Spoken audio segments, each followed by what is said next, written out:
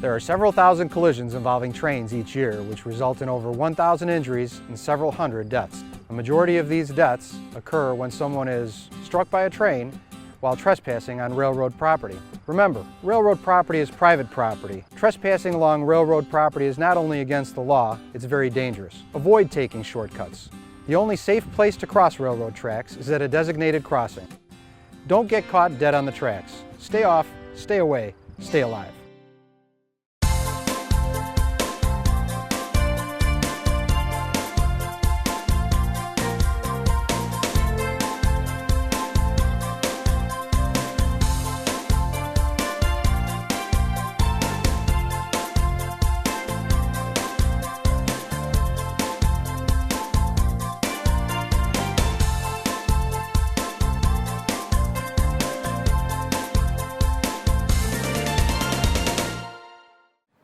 Everyone, and welcome to Elmhurst Field. We're on the campus of Elmhurst College for exciting Blue Jay football. Tonight, it's the season opener as the Blue Jays entertain the Dewhawks from Loras College.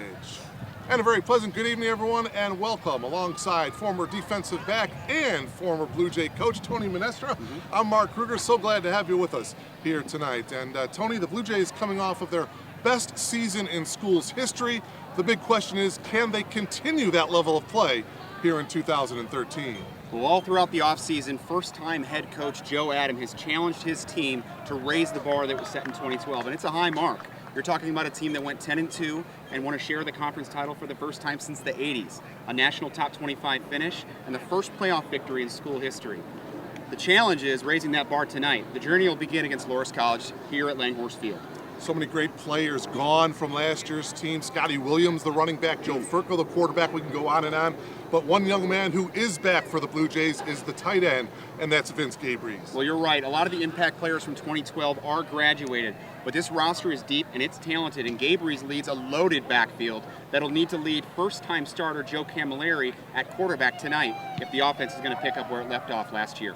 As far as the defense is concerned, a lot of key personnel also gone to graduation, but Tony, the secondary is back and they're experienced. Yeah, they are. All four key components in the secondary are back, both corners and both safeties. Mark Evangelista leads a very stout back into the secondary, and they'll take their blue-collar mentality that Coach Adam preaches and has preached all throughout the offseason to the field tonight.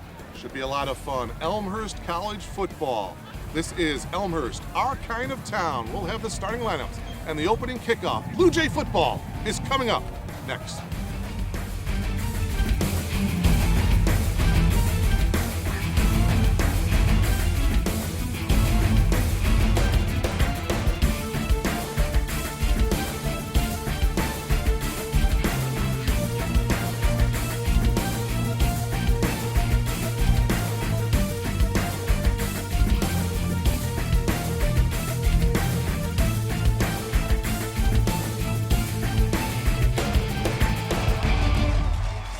And welcome back to Elmhurst Field, a beautiful setting here on the campus of Elmhurst College. It's the season opener for the Blue Jays. Tonight, it's the Blue Jays and the Dewhawks from Loras College. The Blue Jays did win the toss. They have elected to defer, so Loras will have the ball first. Paul Crone, there you see the Director of Athletics here at Elmhurst College. Mark Kruger along with Tony Menestra and our entire crew, we thank you so much for tuning in and logging on to BlueJayTV.com. This is a rare Thursday night, actually even more, very, very rare, Tony. This is the very first Thursday night game here at Elmhurst Field in the school's history. Well, a spotlight game here to kick off the D3 season. And what better way to do it? 75 degrees, a beautiful evening at Elmhurst Field, a lively crowd on both sides. Excited to have football back, Mark.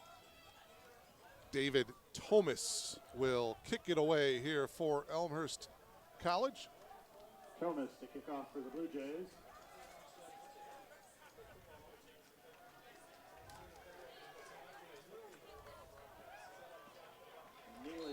And back deep for Loras is Conte Neely and Mike Canavello. Tony mentioned just a gorgeous night for football. Hardly any wind to speak of, mid-70s, and this 2013 season is underway. This is Neely from the 1-yard line. Neely gets across the 20, hit hard, and brought down at the 22-yard line. 21-yard return, and that's where the Duhawks will take over 1st and 10. We'll set the Loras offense for you. Dylan Jones, junior quarterback, comes out. He'll lead this Duhawks offense. The two wideouts, Brendan Oates and Nate Even. The tight end is Tom Zeckler. Up front for the Duhawks, the two tackles are Dan Murray and Kyle Rouse. David Roach and Cole Smith are the guards, and the center, Dunn gets Brendan credit for that Rosner. tackle for the Blue Jays. In the backfield, the fullback Kyle Berquist and Nate Carrier. Jones starts the game out of the gun. Oates goes in motion. They give it off to Nate Carrier. And Nate Carrier to the left side. He'll get across the 25 for a pickup of 3. Set the defense for you for the Blue Jays. Up front, Chris Reed, James Newsom, and Charlie Roberts. He comes back at that defensive end spot. At the linebackers, it's Wills Massey, George D. Maria. He is back at that linebacking spot. Robbie Dunn. And the secondary, we touched down in the open. Marvin Carr, Cody Kaczynski, Steve Ritter, Mark Evangelista. They are a good one, along with Alec Giles. 2nd down and 6 now for the Duhawks. Actually a 4-yard pickup on that play by Carrier. And again, it is Carrier, and it is again to the left side.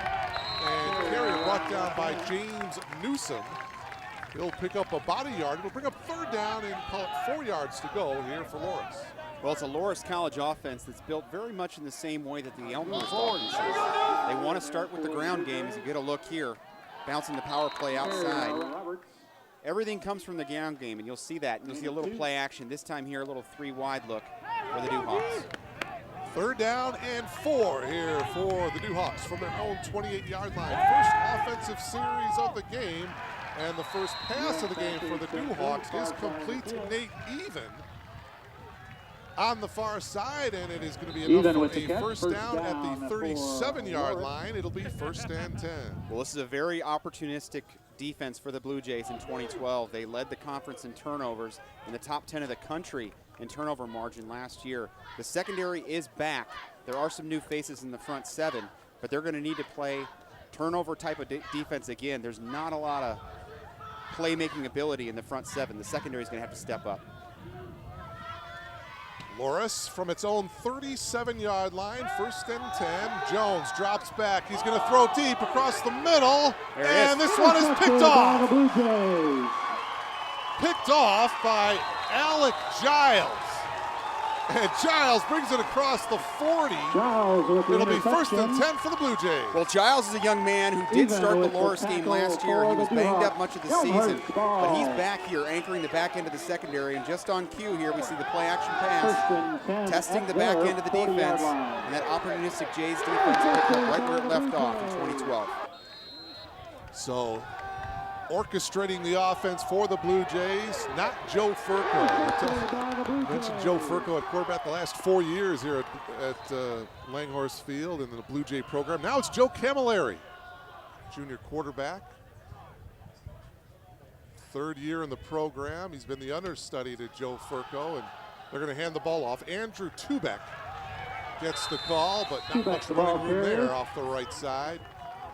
Up front for the Blue Jays, C.J. Barnes and Adam Smith, the 2 tackles. Adam Smith returning starter. He's a solid tackle. Adam Connors returning as well at guard. Danny McHale in the center is Logan Mosier. Wide receivers, Chase Hamby and Joe Sanfilippo. Tight end, Will Caspers, Andrew Tubeck. Josh Williams, the younger brother of Scotty Williams, he'll get some time tonight as well in that backfield for the Blue Jays. Tubeck again, and Tubeck gets hit behind the line of scrimmage. Robert Anderson, the junior defensive tackle, making the stop. Well, certainly Joe Furco, who happens to be wearing a purple polo on the opposite sidelines, and Scotty Williams were the headline names for the 2012 year. But the identity hasn't changed for the Blue Jays. It's an inside zone running game. You'll see a variation of formations, 2 tight end looks. they'll mix it up. Offensive coordinator Kyle Derrickson is a Tim Lester disciple, so he'll carry over much of the same game plan. Blue Jays facing a 3rd down and 5 situation here. Have to get to midfield to pick up the first down. They swing it out to Tubeck, and he will have the first down. Beautiful little screen pass from Camilleri to Tubeck, and the Blue Jays have their first down of the season. Old Andrew Trubeck, you take a look here out of the pistol, just a swing route, run off the DBs, and Tubeck, one of the fastest men on the roster, gets an open space to move the sticks. You mentioned Coach Lester, no longer with this Blue Jay program. He had an offer he really couldn't refuse. He is now at Syracuse University, Division I program in New York. Kind of a bittersweet situation for him because I knew he loved this Blue Jay program and how it's growing. Tubeck again, the ball carrier, and Tubeck gets to the 45. Nope, they're going to go back to the 46. Maybe a yard on the play. Half a yard. 2nd down and long for the Blue Jays. Well, this is an Elmhurst College offense that ran the ball nearly 50 times last year at Loras for 296 yards and 5 scores on the ground. So they're persistent in their running attack and will be tonight. 2nd down and a long 9 here for Camilleri and the Blue Jays. Across the middle, the tight end, Will Caspers. And Caspers is brought down by Logan Keel at the 40-yard line. It's going to bring up a 3rd down and 4 for the Blue Jays. Love the maturation of Will Caspers. Check him out here. Just a little spot route in front of the linebacker. He's the first true tight end that the Jays have featured in the last couple of years. They use a hybrid H-back. You'll see Tommy Lindell and Vince Gabries, who I'm sure we'll mention quite a bit. But Will Caspers is 6'2", 210, and can really post up those linebackers. 3rd down and 4 for the Blue Jays from the Duhawks 40-yard line. Tubeck.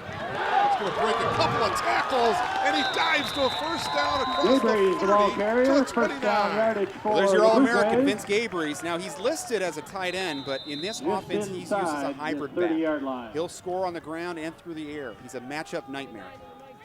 Take a look here at the veer play.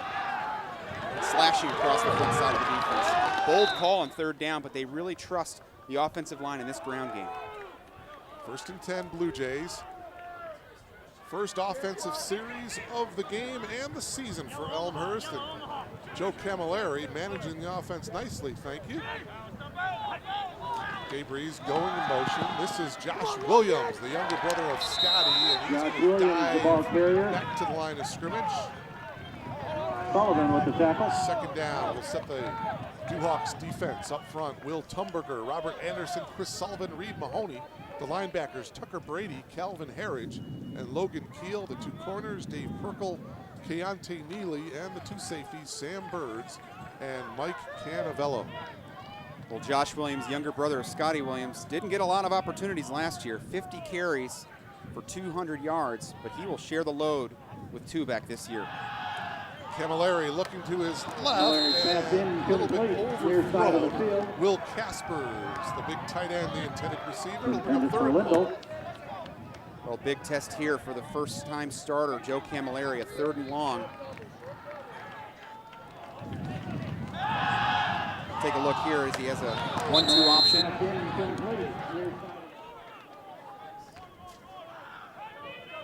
Jays will spread things out here in 3rd down.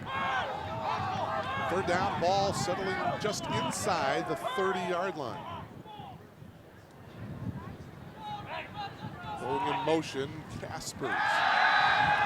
Rolling to his right, Camilleri has time, throws, sets his feet, and that one is incomplete. And that'll bring up a 4th down. Interesting call here for Coach Joe Adam. Yeah. Well, David Thomas, he has quite a leg. Number 13, the kicker, onto the field now. More than a couple of times last year, past 40 and even beyond 50 here at Langhorse Field. He also hit some key field goals in the co-game, the playoff game last year, to push the Jays on to the 2nd round. So a very reliable kicker, David Thomas. David looking at a 47-yard field goal. He's got a slight breeze to his back. Not much wind to speak of, but what wind there is will help him here. Again, a 47-yard field goal attempt, and it looks like he hooked it to the left. So first offensive series for Loras, an interception. First offensive series for Elmhurst results in a missed field goal. Well, some positive things to take away there. I know Thomas pulls the field goal, but the offense, as we get another look at it here, had the leg, just not the trajectory on it. Elmhurst offense right back to their old tricks, Mark, in 2013 here. The ground game in the inside zone looks to be the bread and butter of the Jays. So back to work goes Dylan Jones and the Loras College offense. Duhawks take over 1st and 10 from their own 30-yard line. The give is to Nate Carrier. Nate Carrier loses a yard or two on the play. Wills Massey and company was there defensively. Outstanding play here by the corner, Mark Evangelista. Take a look at Mark, number 6, taking on the lead guard there. It's just a power play that bounces outside. Great play by the front 7, and that's Robbie Dunn cleaning it up. Yeah, Robbie Dunn there in the end, number 39. A loss of a yard, Tony, so it's going to bring up 2nd down and 11. Just under 8 minutes to go here in the opening quarter. Jones again handing it off to Carrier. And Carrier will pick up about 3, back up to the 32-yard line. It'll bring up 3rd down and long. Well, Carrier, number 25, can be a pretty physical back and a tough guy to deal with. He's 6 foot, 200 pounds, just a sophomore. So he'll anchor that inside running game for the Duhawks. Tonight's game, just the 4th meeting between these two schools. The Blue Jays are a perfect 3-0 in the previous 3 meetings against the Duhawks. Yeah, 2010, the closest of the 3 contests, 26-14. Since then, it's been all Jays. 50-24 in 2011 and a 36-0 drubbing in Dubuque last year. 3rd down and 8. Carrier again, the ball carrier, and he's not going to go anywhere. Boy, out of nowhere came Cody Kaczynski. Cody Kaczynski is a young man who has waited his turn. Number 31, you'll get another look at it here, slashing across the line. Back deep for Elmhurst. Old call on 3rd down. Is Cody Kaczynski, a senior now, stepping into the back end of that secondary. And talking to Coach Joe Adam in the offseason, he'd like to bring more pressure, and we've seen a little bit of it here from the safeties. For the Duhawks. Come on, Chase. Chase Hamby is back deep for the Blue Jays. You take a look at Chase right there, and he's going to come over to his left, catch it inbounds, gather himself, and bring it back, and he's going to be brought down at about the 35-yard line, and the second offensive possession for the Blue Jays will begin from there. Terrific punt by Nunley, just pinning Chase against the Elmhurst sideline there, giving him no room to run, putting Elmhurst on a long field. Boy, when I heard Tim Lester taking that position, I was happy, and I was kind of disappointed too, Tony, because he's done such a great job. He was a CCIW Coach of the Year last year. Well, in 2008, when Tim arrived, he instilled a blue-collar mentality here that is now carried over with this staff, and Coach Adam has worked with them the entire way. Play action, Camilleri is going to go deep, and a little bit of contact there. There's the flag. Chase Hamby and the defensive back got tangled up, and that's going to draw a flag. Well, Chase Hamby there, a veteran move. Dave Perkle had him, the 6'1 junior for Loras, but the ball was clearly overthrown. Chase Hamby, understanding that, that's a veteran play there to draw the foul. As you take a look here at Camilleri on the boot, it's just a one-man route.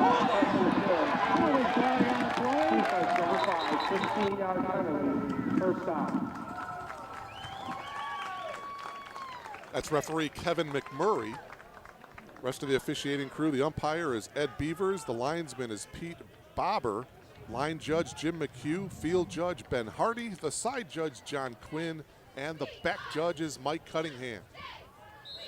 So defensive pass interference by Loras gives the Blue Jays a 1st and 10 right at midfield. Another batch of one of the multiple formations you'll see for the Jays tonight. A little over 5 minutes to go here in the opening quarter. 2 back to the ball carrier, and Andrew right back to midfield, and that's just about it. No gain. Reed Mahoney, number 33, bottom of that pile. This is just the outside zone. The go-to running play in the playbook for the Blue Jays, but Loras is playing downhill football right now. The safeties are playing at about 8 yards and really daring Camilleri to test them down the field. 2nd and 10 Blue Jays, again from midfield. 2 wide receivers to the top. Camilleri instead will hand it off to Tubeck, and he's got room right Tubeck up the middle, and he'll have a first down, a pickup of 13. What a burst by number 32, Andrew Tubeck. Just a little trap play. They ring the left guard across the line of scrimmage. There comes Will Caspers across to trap the end. And Tubeck up the gut, gets the first down. Boy, almost untouched. Finally, Sam Birds, the safety, came in to make the tackle. Officially a 14-yard pickup by Andrew. 1st and 10 Blue Jays from the 36-yard line. Just over 5 minutes to go. You see the time on the lower right-hand part of your screen. Again, the Blue Jays will Tubeck, the ball ball on the carrier. ground. Tubeck again the ball carrier. Tucker Brady Brady with the tackle. Pickup of 2. Well, Elmhurst on opening Gain of 1 day, on the Mark, play. since 2000 are 11-2 in the season openers. Lost to Ripon College back in 2000, then beat Benedictine 8 straight years. I've gotten Loras the last 3, so pretty good on opening day. No question. As the Blue Jays get geared up for that tough CCIW conference play. 2nd down and long. Little screen here to Tubeck as he runs into one of his own teammates there. The ball may have gotten loose. Duhawks say they have it. Pass was complete to And we're going to Tubeck. unpile here. Well, the officials are thinking it's Duhawks football. Everybody getting unpiled there. There's Tubeck getting up. And it looks like it is going to be Duhawk football. There it is. There's the call. It is Duhawks football. So the first turnover by Elmhurst. Each team with a turnover here in this first quarter. Here's a look at Tubeck on the design swing play, a very conservative call, and just coughs it up there. Loras comes up with it in the scrum. The Blue Jays last year, Mark, we mentioned, #1 in the CCIW in turnover margin. How about plus 16 on the season? That's incredible. They took the ball away with great regularity and took care of the ball. So an early mishap 16. here. Wow. That is impressive. Here's Jones now out of the gun. Boy, he's got some time. He's going deep to his left, has a man. He goes up. That's Nate Pass is Even. complete And it looks downfield. like Even came down with it at Caught the by Even. 30-yard line. Well, taking a shot after a turnover there, testing the back end of the safeties, and Giles was in pretty good position there. Even just posted him up in the back end. Take a look here. 38-yard reception from Jones to Even. Safety's just late to get over. No pressure at all. Yeah, that's the key. Jones had a lot of time to throw that football. Pass is So it's complete. 1st and 10 Duhawks from the Blue Jays 31-yard line. Again, Jones out of the gun. They're going to fake and pass again to Nate Even to the far side. 2 plays in a row Pass is to complete to Nate Even, far Even. side. And the Duhawks are First down driving yardage now for at the the Duhawks. 15-yard line of Elmhurst. Well, nice game planning by the Loras coaching staff there. Playing on the discipline of Mark Evangelista, who is a rolled down corner there in the cover 2. The play action draws him up. Paul Merkowitz, the head coach for Loras in his 3rd year at the helm. Jones looking to pass again, incomplete. His intended receiver, Brendan Oates, and he overthrew him just a little bit. Well, he had Oates. He was down the seam there, and He did. Let him a little too far. looked like the safety, Alvin Chikonga, was in a little bit of miscommunication in the back end of the secondary. Boy, just a gorgeous night here in Elmhurst. It is Community Day, which basically means that if you live in Elmhurst, if you're an Elmhurst resident, you get in for free. Not a bad deal. Sure. Oh, college football on a Thursday night. Oh, I like it, especially if it's 75 degrees and no wind. Speed option. Jones will keep it. Oh my, did he get Jones, hit the ball hard. carrier. Who was that? It looked like that was Cody Kaczynski again making the hit. Well, they always say in football, don't be the nail, be the hammer, right? Look at There's this. gonna be a collision. Take a Boom. look here. Oh boy. Cody bringing the wood there. Brings him a big third down here, Mark. He can deliver, Cody Cannon. You're right, Tony. This is a huge play here. And even though we're just in the first quarter, 2:45 remaining. Loras in the red zone here for the first time tonight. Jones again out of the gun. Pressure from behind. And it's just going to be an incomplete pass, I believe. Eddie Bauer there to the Blue Jays to break up that pass. Well, good pressure there. That's Eddie Bauer coming in. He's a freshman, 6'1", 215. If you take a look at the play action, right to the back of Jillen Jones to disrupt the play and force the field goal. Untouched. Oswald will attempt the field goal. So now field goal attempt here for Loras. This is going to be a 30-yarder. Again, not much wind to even speak of here. 30-yard field goal attempt right through the uprights, and it is good. So Loras capitalizes on the Elmhurst turnover, and they lead it now 3-0.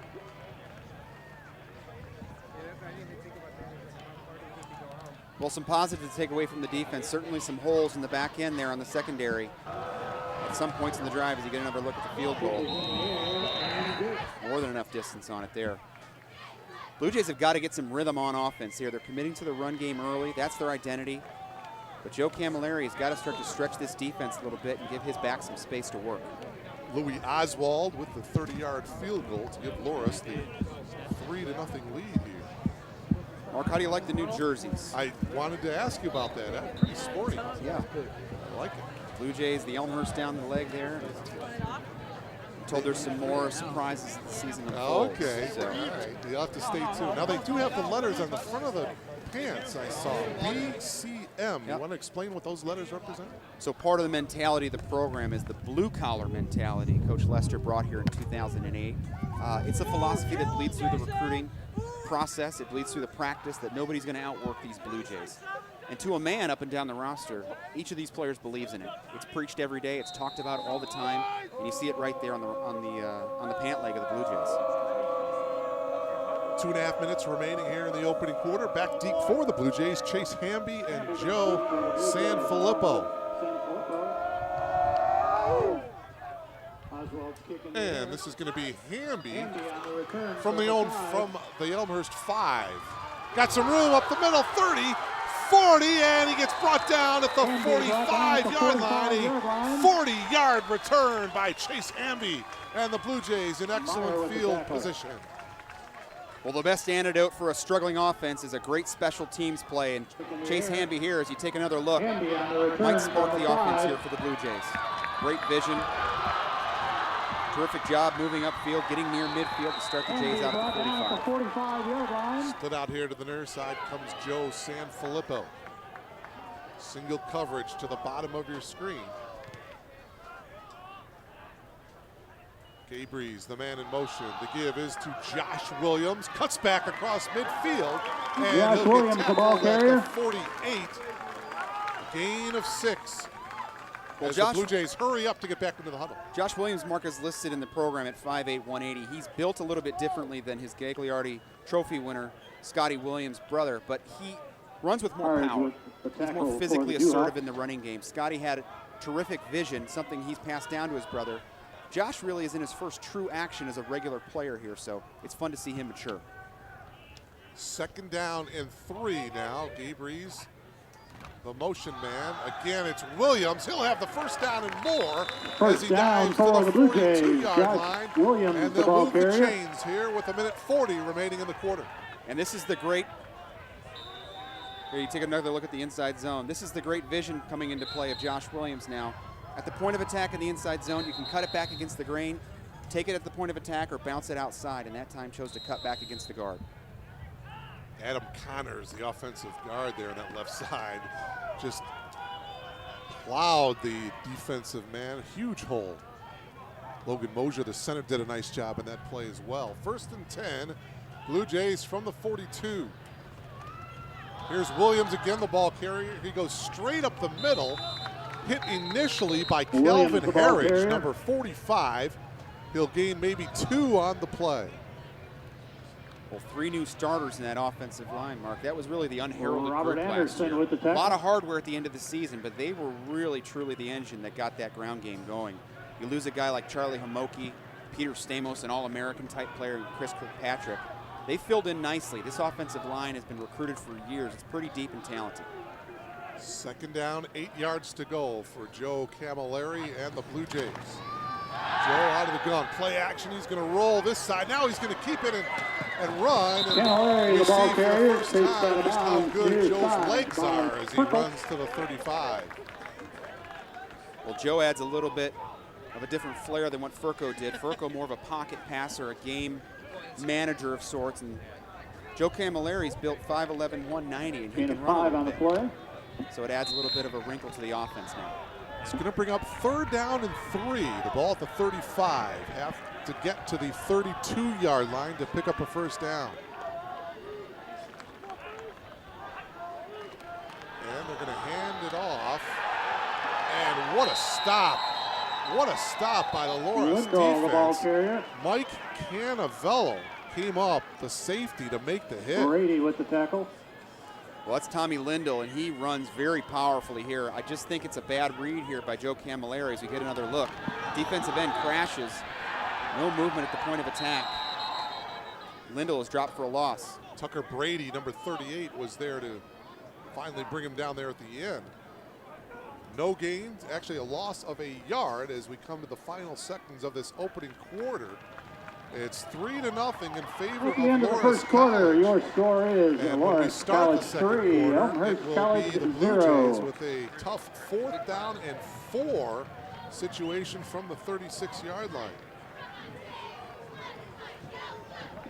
Getting back to head coach Joe Adam, who was the defensive coordinator, Tony.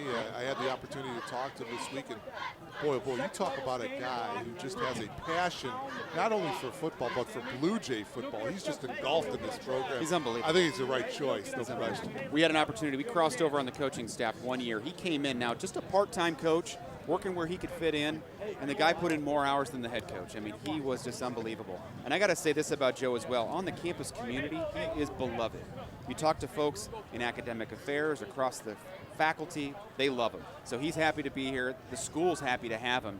And he really carries over that, again, that blue-collar mentality from Coach Lester's regime. And the community and the parents as well. Yeah. And what he told me, and this stuck with me, he said, you know, when I first got here, some of the parents were asking questions like, well, why don't you do this? Or why don't you do this? Sure. Now the parents are asking, what can we do to help? You know, and when you get that kind of support, not only from the parents, but from the community, it just kind of makes you want to work that much harder, doesn't it, as a coach? He's one of these guys you just love to be around, Yeah. too. He's excited about the game. He's passionate, and you can trust the guy. I love him. All right, here we go, Tony. 4th and 4. Oh, my. And I'll hold everything here. Will Tumberger, number 63, just came across the line. And, but he was drawn off. It's going to be against the Blue Jays. Well, that's Adam Smith, most experienced offensive lineman on the Jays. He's a 3rd-year starter, and that'll push the Jays back a little bit. That'll change the decision now, and you want to punt Loras back in. Punting unit on the field. Change the field position here. So the Blue Jays will, as you said, hopefully pin the Dewhawks back deep. You just tuned in, just a field goal in that first quarter, and the Dewhawks lead it 3-0. The offense still kind of stuck in first gear here. Can't seem to get it moving. Total yards of offense in that first quarter, Loras 71, Punt is in the Elmhurst air. 67. And a fair catch signal. Bounces into the end zone. And Loras it'll ball go at into their the end zone. It'll 20-yard be a line. touchback. So fairly even as far as the yardage goes in that first quarter. Each team with a turnover.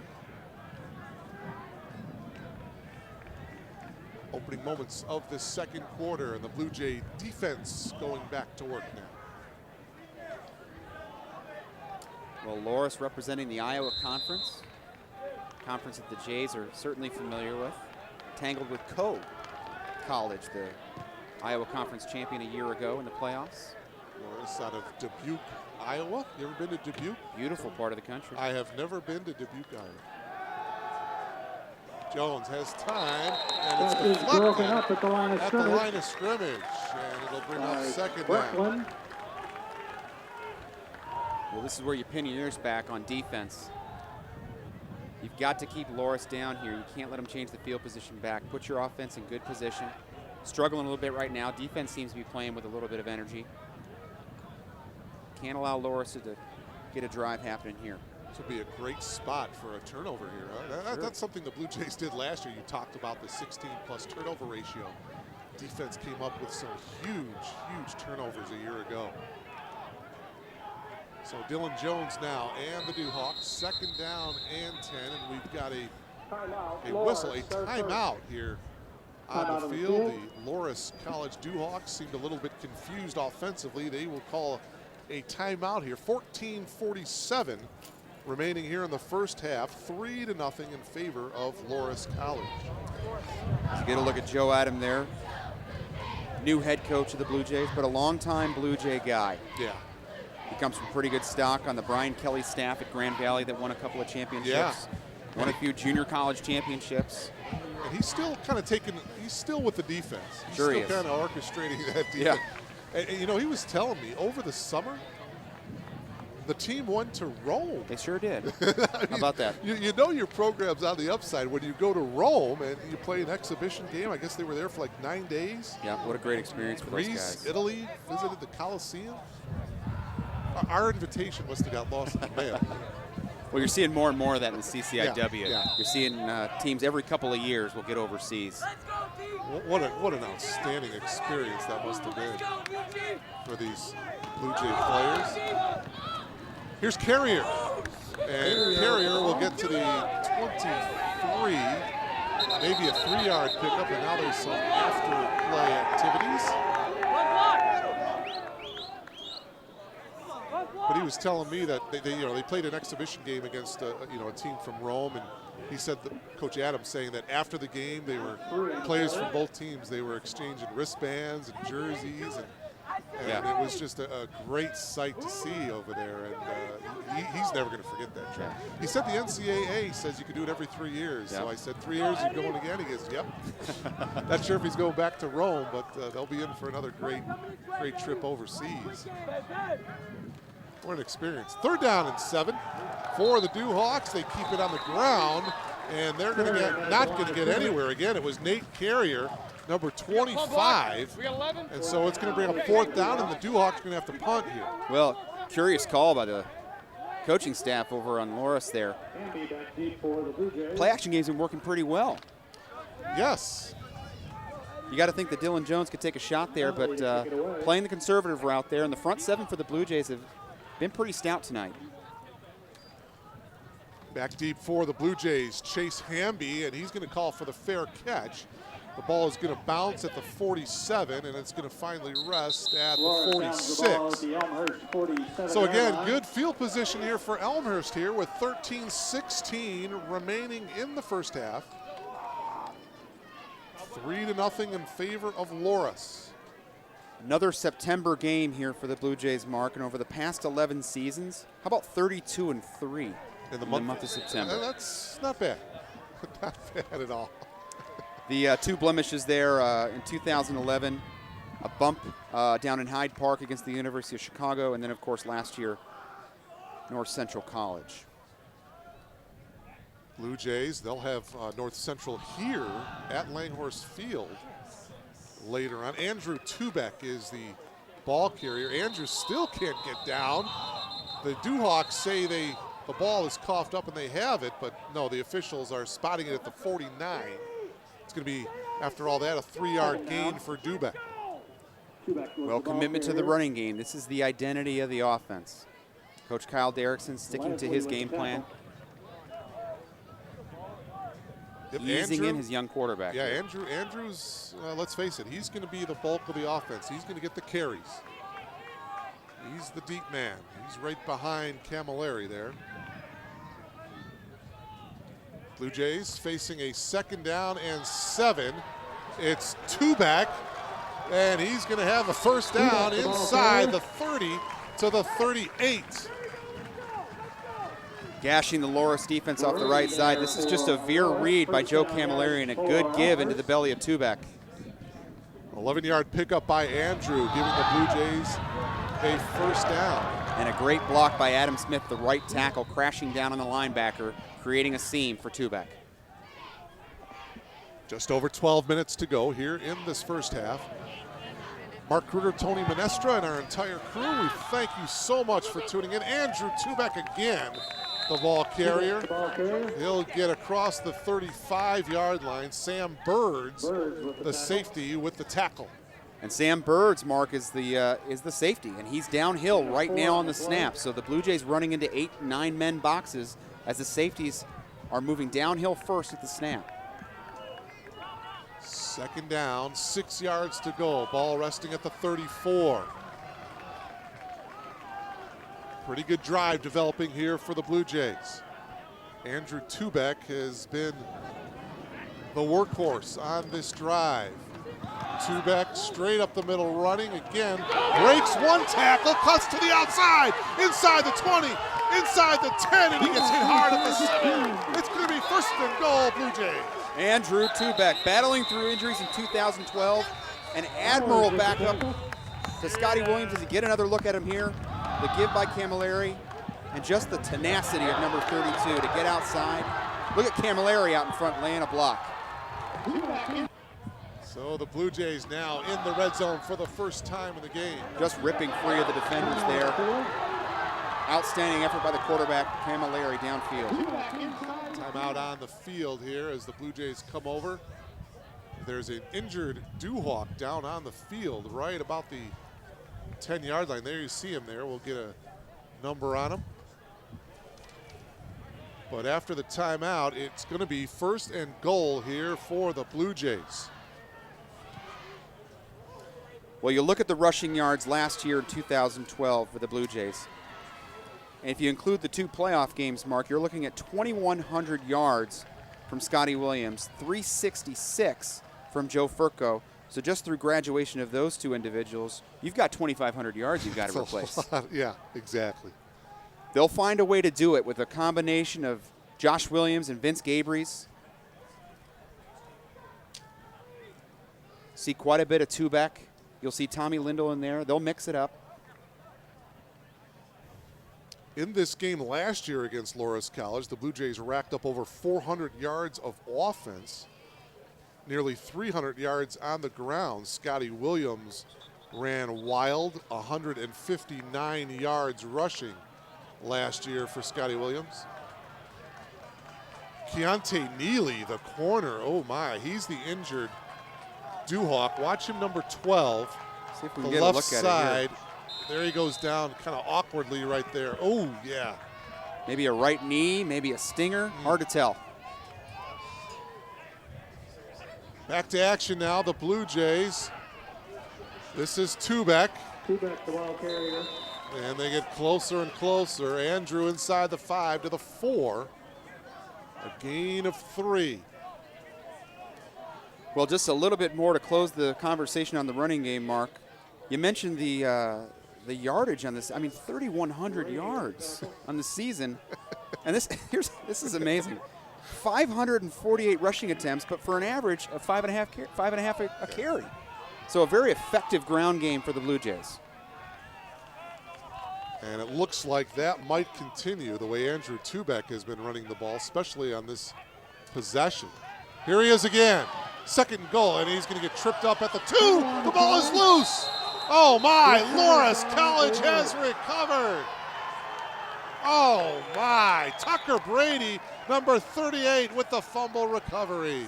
And I think it was Sam Birds, the safety, that came downhill and dislodged the football from Andrew Tubac. His second fumble tonight. Yeah, boy, that is tough. Take a look here. Just a simple zone play. And it sure is the safety. That's a shame. Lowering the shoulder. Taking the football away. They're backed up now on the 1-yard line, but what a turn of events here for the Duhawks. Yep. Loras College has never beaten Elmhurst. This is only the 4th meeting between the two, but now the Blue Jay defense is going to have to step it up here. Carrier with the ball. To the 1. Giles was there, the free safety, making the tackle. Really no gain. Second and 10 now for the Duhawks. Well, two really overlooked players in the defense from a year ago. Both were banged up for much of the year, are Steven Ritter and Alec Giles. These are two special players at safety. In the Loras game last year, they were the two most impactful players on this side of the football. We're seeing a lot of them tonight. Second down and 10. Loras backed up to their own 1-yard line. Carrier again, and he'll spin close to the 5. It'll give the Dewhawks a little bit of breathing room, but it's going to bring, oh, now a late flag coming in. Oh, my. Both teams were just kind of, I didn't see really any jawing or pushing or shoving after the play. Both teams were heading in their respective huddles. And a flag came. Number 15, penalty, first down. Wow. Unnecessary roughness against Loras. Well, he may have pointed in the wrong direction there. He had it on Loras and then signaled the first down. We'll get it cleared up. Yeah.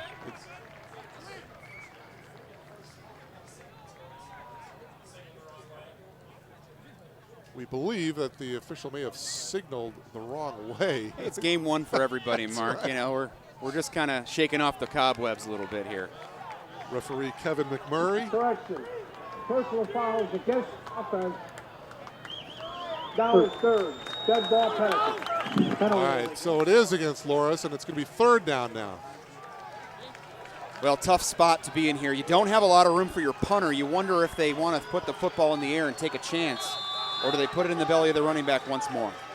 We'll see. Jones under center, again from their own 1. Third down, they pitch it to Carrier, and he'll have about a yard, maybe to the 2, and that would be a generous spot. Fourth down, and Loras is going to have to punt deep from their own end zone.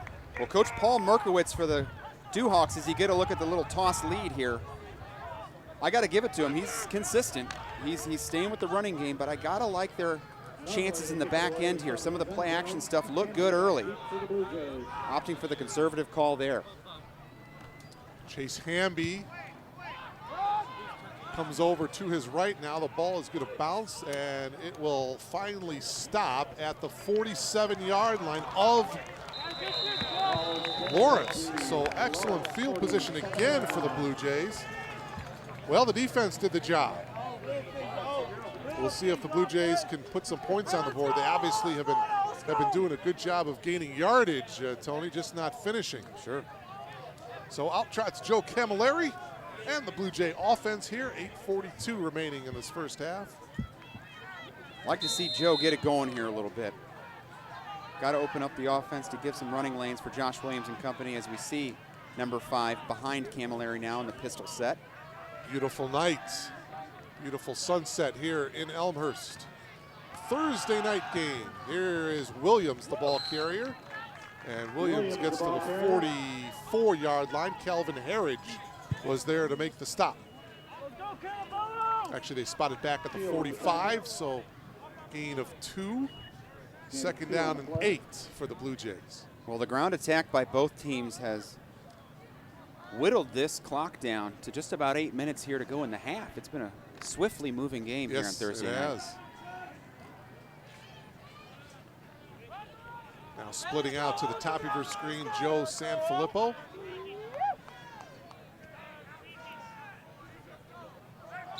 Camilleri, and now we've got a penalty marker.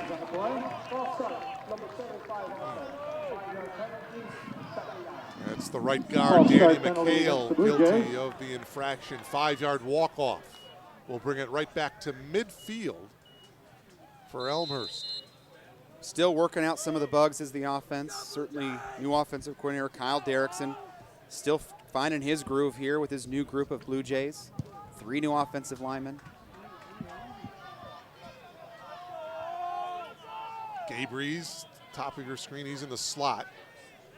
Second down, 13 yards to go here, and they give it to Williams on the draw as he scampers to the 49 of Loras.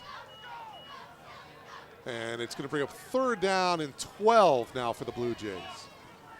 Another tough spot here for Joe Camilleri and the offense. They've had great field position for much of the first half here, starting with the football on the right side of the 50-yard line, not able to capitalize. see if Joe can hit the tight end here. Will Caspers. I'm going to go out on a limb here. See if they can get it done. Third down, call it 12 for Elmhurst from the 49. Camilleri instead going deep to the far side. And Joe Sanfilippo with a diving effort comes up empty, and it will bring up fourth down. Well, the game plan for Loras on defense is pretty simple. First down, 8-9 in the box. On third down, bring pressure and force Camilleri into a tough throw here. Just a one-on-one route here, just a go route for Sanfilippo. And Camilleri overthrows him. It's good coverage by Loras. Dave Perkle, number 5, is back deep for Loras College. He's standing at his own 10-yard line. See if Brett Baer can pin him down here.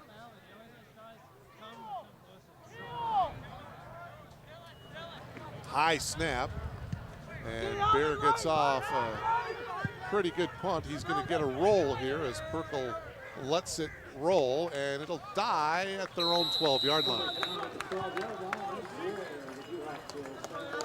So Dylan Jones and the Dewhawks take over offensively here. See the time, 5:41 remaining here in this first half, 3-0 Loras. Coach Joe Adam leaning on that defense right now. They've been pretty sturdy tonight. Just waiting for that offense to break through. That defense waiting for Loras to join him on the field. Get a look at Hammerschmidt Chapel there. Tallest building in Elmhurst, Mark. Is it really? Okay. Thank you very much. Dylan Jones going under center here now. As he rolls to his left on the option. The pitch to Carrier. And nothing doing there. Boy, that was good. A good defensive read. Well, Mark Evangelista is a 3-year starter at corner. Take a look here. It's just a speed option with a pull guard, and Evangelista beats the lead around the corner. Makes a nice sweep tackle there.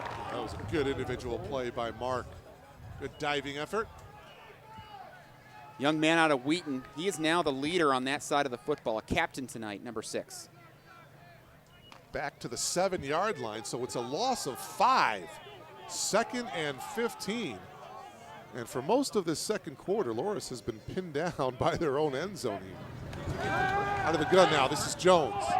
Looking here to the near side, and that pass is incomplete. A little bit underthrown that time. It'll bring up third down and long.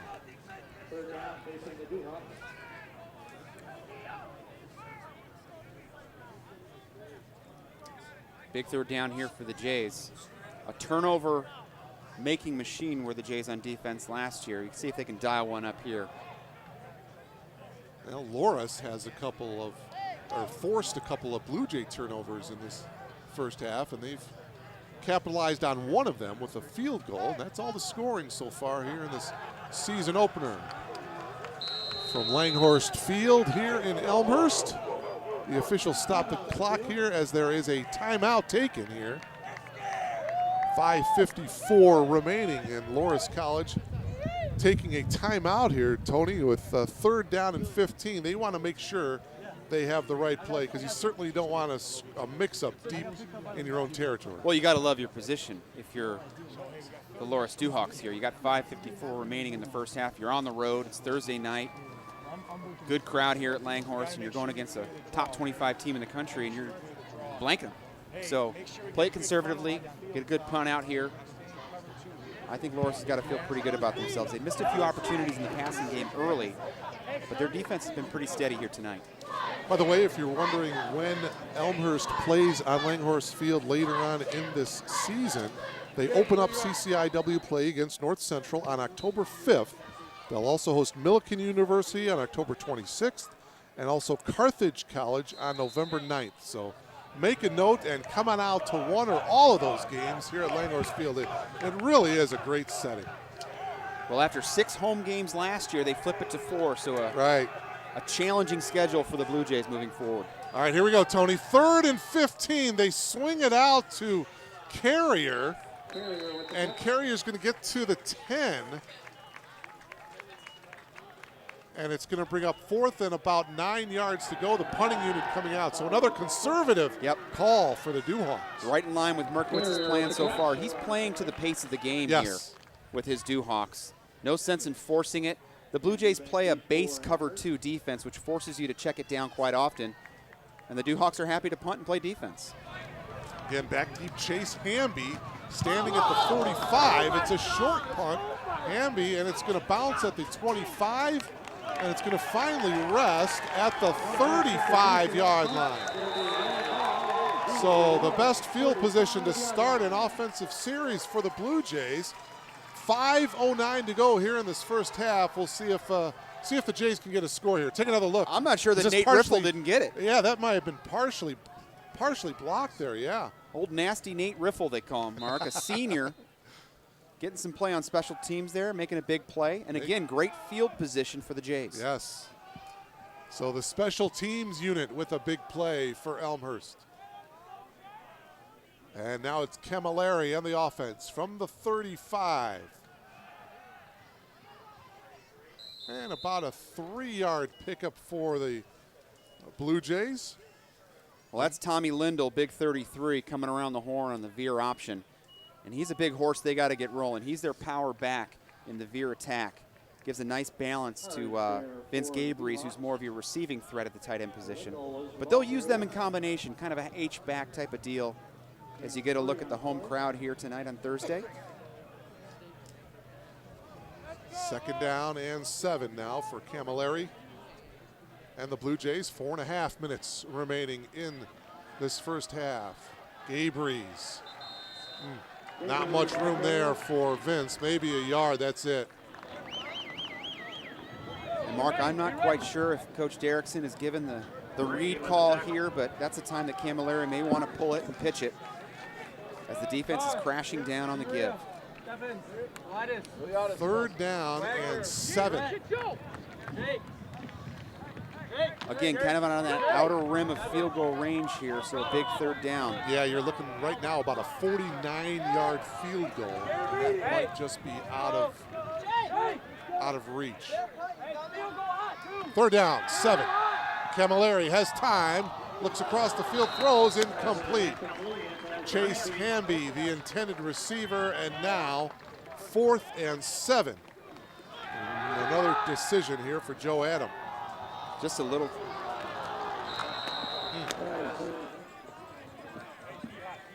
Just a little comeback route that time by Chase. So Camilleri put it on him. Yep, looks like they're going to go for it here, Tony. Joe comes back into the huddle. 4th and 7. And you can bet that Loras is going to bring some pressure. They've showed pressure in big 3rd and 4th downs. I'm sure they'll bring it again. Williams just to the right of Camilleri. Man-to-man coverage. Joe looking across the middle. Now throws deep.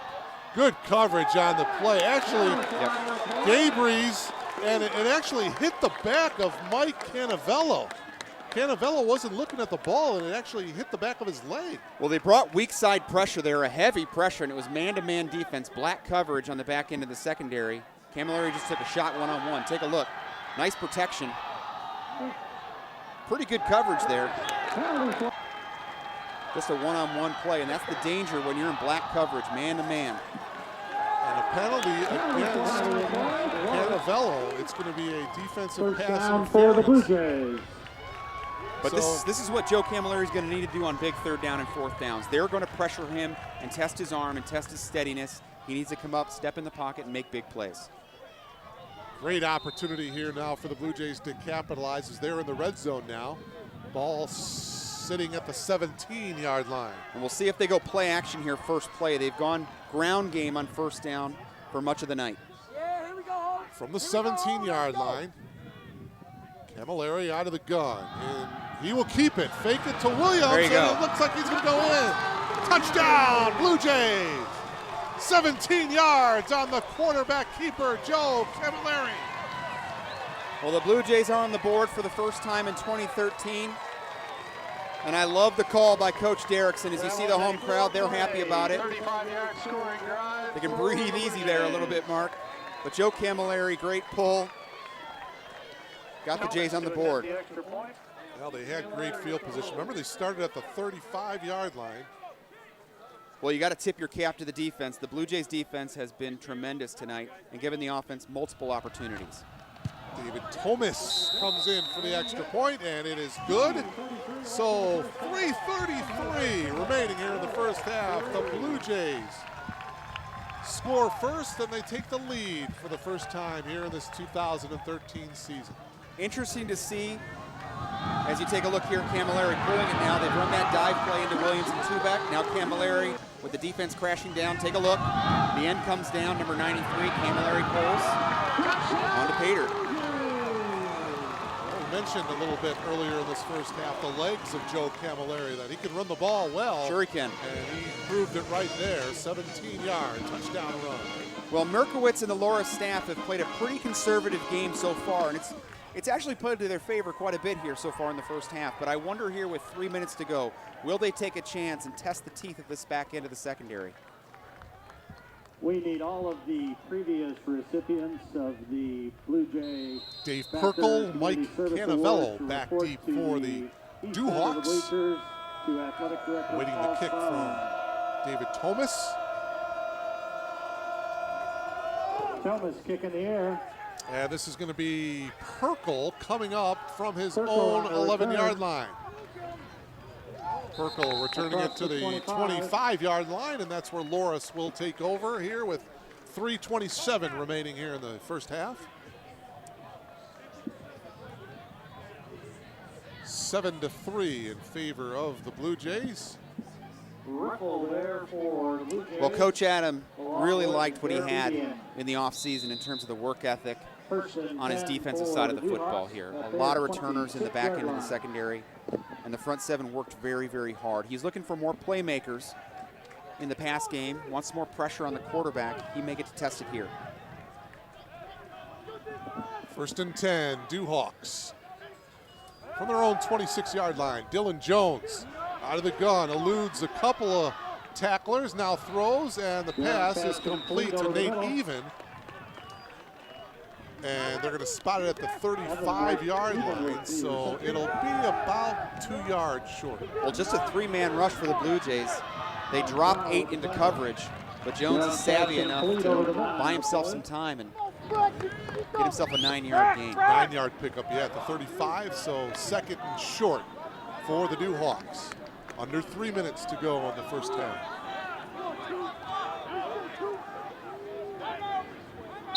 Dewhawks moving right to left, and we got a whistle before this play gets underway. Looks like a timeout. Who called it? Loras calling a timeout, so Dewhawks will talk it over here. 2:45 remaining here in this first half. Pretty good contingent of fans from the Dewhawk faithful here, Mark, as I look across the sidelines. Great night on both sides. You got an alumni tent happening here at Langhorse Field. Good student section in the end zone. It's been a lively evening. Coach Joe Furco, now the coach at Loras. And how about Chris Kirkpatrick? He is the offensive line coach at North Central College. So he's going to be an enemy now, right? And Jamal Lane, the great secondary, now a running backs coach at Concordia of Chicago. You get a good look at the press box. That's us there. Wave. Say hello. Wayne Tuxson as well, an impact player from last year, of course, on the Blue Jay staff here. So good to see a lot of those guys still turning their passion for football into a profession. Yes. Getting into the coaching ranks. 2nd down now and short.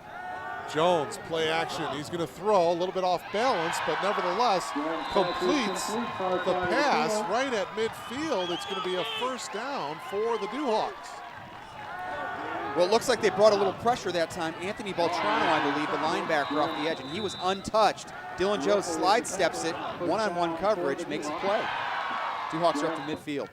Yeah, to the 48-yard line officially of the Blue Jays. 2:25 remaining in the half. Jones looking for more. He's going to throw deep again to his right, but well overthrown. It was Nate Even, number 8, the intended receiver. They like that matchup, Nate Even against Mark Evangelista. Savvy veteran over there, number 6, great position. 2nd down and 10 now for Loras. gold helmets and the gold pants, white jerseys. Well, the Duhawks shaking off the ground game here a little bit and pushing the football down the field. Still 2:16 to work with, and offense seems to have something cooking through the air. 2nd down and 10. Jones now gets flushed out to his right, and he's just going to dump it. I believe that's to even to the 44-yard That ball's line. loose, Mark. And the Blue Jays say they have it. They do. So the 2nd turnover of the game for the Duhawks, and the Blue Jays have it. Well, with a veteran secondary, Mark, you can bring more pressure. You can play more man-to-man coverage. Coach Joe Adam brought another pressure here, a linebacker pressure. Forces Jones to scramble. Oh, there you see the ball loose. Looked like Charlie Roberts might have got his paw in there to knock it loose, and the Jays are opportunistic, There you go. and turned it around here. Still 2:06 left in the half. We'll see if Camilleri now pushes it down the field. Great camera work, by the way, by our crew to show you that that ball was coughed up. So the Blue Jays back on offense, 1st and 10 from their own 45. Camilleri remains in the shotgun. Good time, he's got it deep. And just over the outstretched fingertips of Joe Sanfilippo. Incomplete, it'll bring up 2nd down and 10. Pretty good position there by the corner, Grant Meyer. He's in one-on-one coverage on Sanfilippo. Good play both ways and great protection. You called it, Mark. Camilleri steps up in the pocket. Pretty good spot there on the outside shoulder, just not able to connect. Yeah, I was just going to say, he threw the ball at a pretty good spot on that outside shoulder. So that defender didn't have a chance to pick it off. 2nd and 10. Just under 2 minutes remaining here in this first half. It's been a low-scoring first half, but it's been pretty exciting, actually. And a 1st down, I believe. Vince Gabriel is going to have the 1st down. I'll check that. That's number 26, not 28.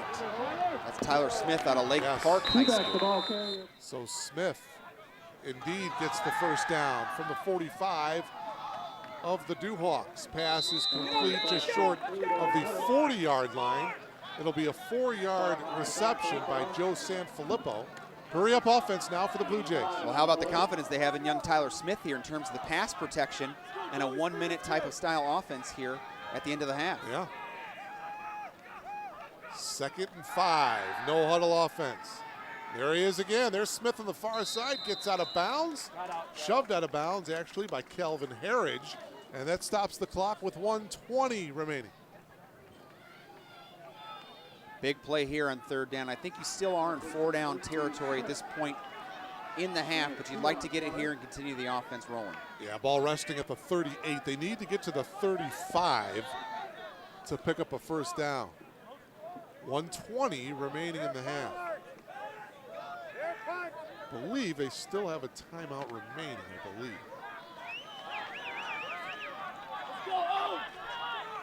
So the Blue Jays, 3rd down and 3. Swing it out again to Smith. He'll get out of bounds. Again, it was Kelvin Harridge who knocked him out of bounds. Short of the 1st down, though, Tony, and looks like they need about a yard. Little design swing pass here as they pull the guard and get him out in front of Smith. Just not able to move the sticks. Here's who you are. You're 4th and 1, and your identity is the ground game, the inside zone. I say you put it in the belly of Williams or Smith or whoever it may be in the backfield and see what comes of it. Well, it's Smith, the lone back right now for the Blue Jays. 4th and a yard here. Just over a minute remaining in the half, and a penalty marker gets thrown. Actually, a couple of them get thrown. Well, now you may be in a position here with a 4th and 6 to have to punt it, pin the defense in, and play for the 2nd half. False start penalty against the Blue Jays pushes them back 5, and Tony, you're right. Let's take a look at the movement. And this is the second time tonight we've had some jitters on 3rd and 4th down, big plays. Left side of the line, and the Blue Jays are going to are forced to punt now. Just over a minute, 1:14 remaining. Dave Perkle is the lone man back for Loras. There you take a look at Dave. Purcell back deep for Well, no Loras. timeouts left for Loras, but 3 for the Jays. Yeah, it'll be interesting to see how Loras plays it offensively. Berry's kick in the air. Bear is going to do a great job, and they will get pinned down inside the 5. Now, an interesting call here for Coach Adam. Do you use your defensive timeouts with Loras buried inside their own 2-yard line? Let's take another look at the great punt by Bear going to the corner. Raffle tonight in the, Another great play by the special team. Wasn't pretty, but it got the job done, didn't it? Yeah, great coverage downfield there as well to pin him deep. Russ and Catherine could Looked like Beltrano and Jakungle down there. 45 seconds remaining, and Loras has played it conservative throughout the entire first half. They've been pinned deep here several times. And again, they will continue that as they just hand it off to Carrier. And they'll use the timeouts. They will. Hey, you got them, you might as well use them. Timeout taken by the Blue Jays. Timeout, Blue Jays. Coach Adam showing a lot of trust in his defense here.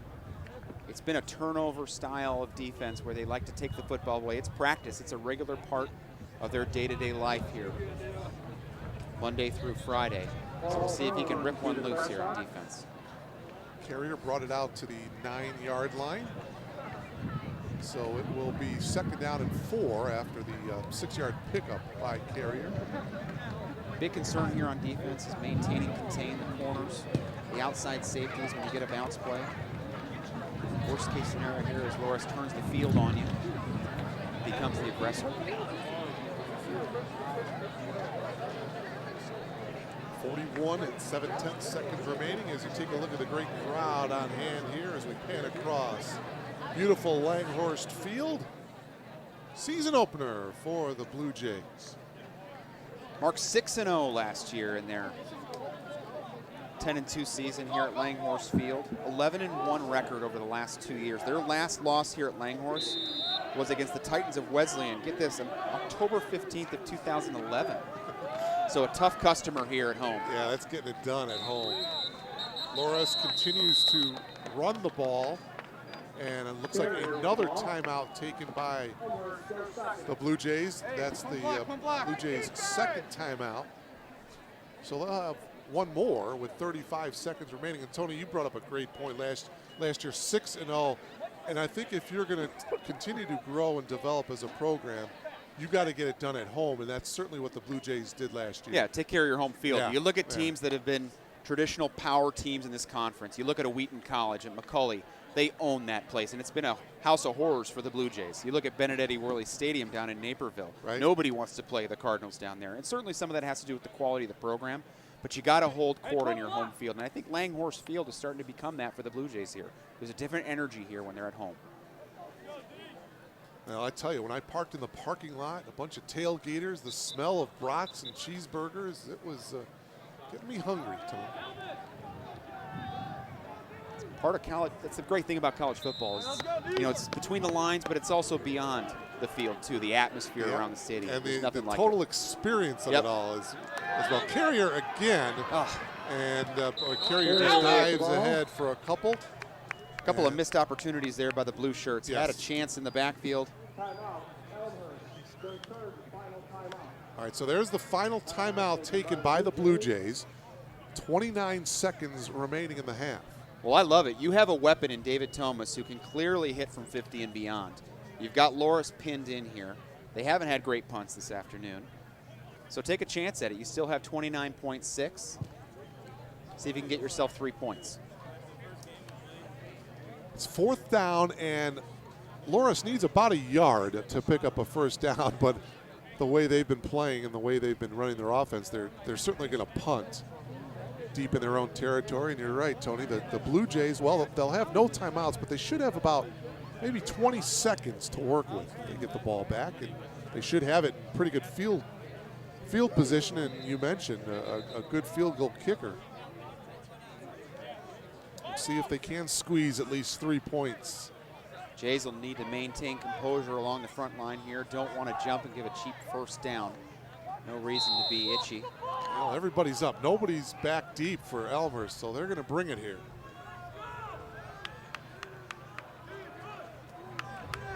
Bold call here by Coach Adam and his staff. 4th and about a yard to go. And Loras does get it off. Wow, very good punt. Wow, this is gonna bounce and go all the way back to the Elmhurst 18-yard line. Wow. 14 seconds remaining. Well, Nick Nunley after this weekend will certainly lead the nation in net punting yardage. Yeah, his average is going to go up after that punt. But a bold call. You're going to dial it up and go 9-man pressure on the punt block and take a shot at it. Why not?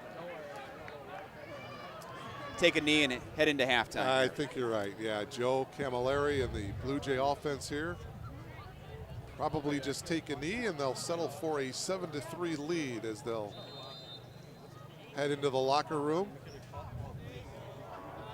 Sort of a tough half to figure out. It was a pretty steady effort on both sides of the football. Some turnovers equalized it for the Blue Jays.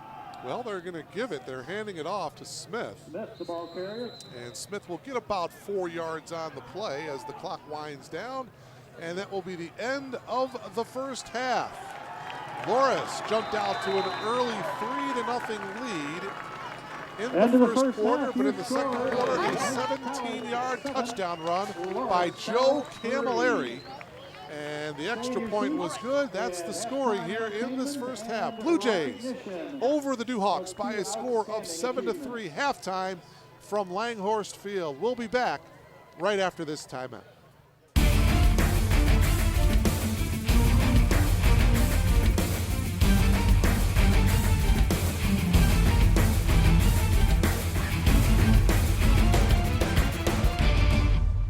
Ladies and gentlemen, if you'll direct your attention to midfield, the Elmhurst College Blue Jay backers will be presenting the 2013 Community Service Award to Rich Reichert, a longtime community activist and supporter of Elmhurst College. A 1994 graduate of Elmhurst College, Reichert currently works as the president and CEO of Community Bank of Elmhurst. In addition to his duties at the bank, Reichert is active in the community, serving on the Economic Development Commission with the City of Elmhurst, on the board of the Elmhurst Heritage Foundation, and on the Epiphany Lutheran Church Council. Reichert is also an active member in the Elmhurst Lions Club and a founding member of the Elmhurst Armpit Orchestra, a group of local professionals who perform in local parades and recently constructed the world's largest drum. Reichert has remained active with the college, where he is a Blue Jay backer, and is also president of the Blue Jay Backer Basketball Bunch organization. Presenting the award to Rich is Elmhurst College Athletic Director and Executive Director of the Blue Jay Backers, Paul Crone, and the President of Elmhurst College, Dr. Alan Ray.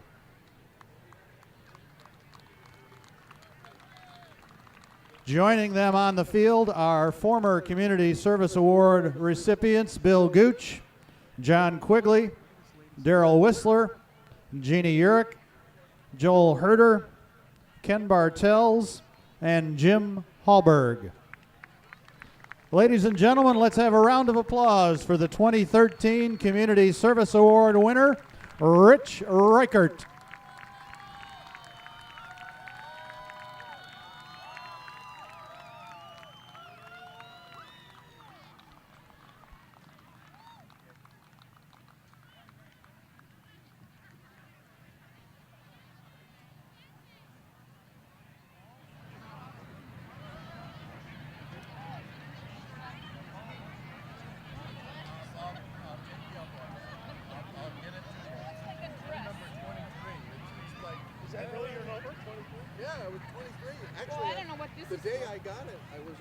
Please keep your attention focused on the 50-yard line.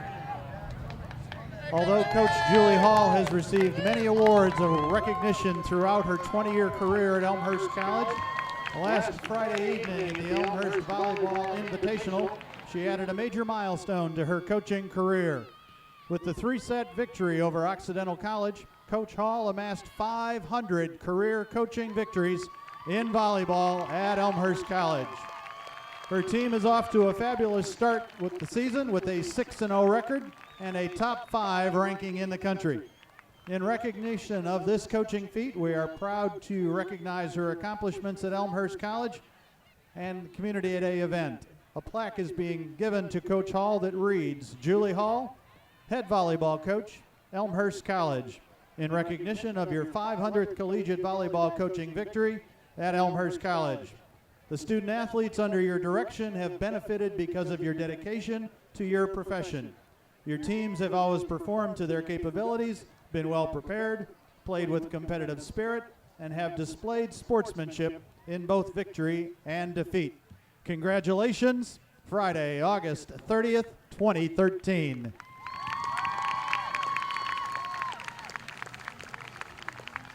Congratulations, Coach.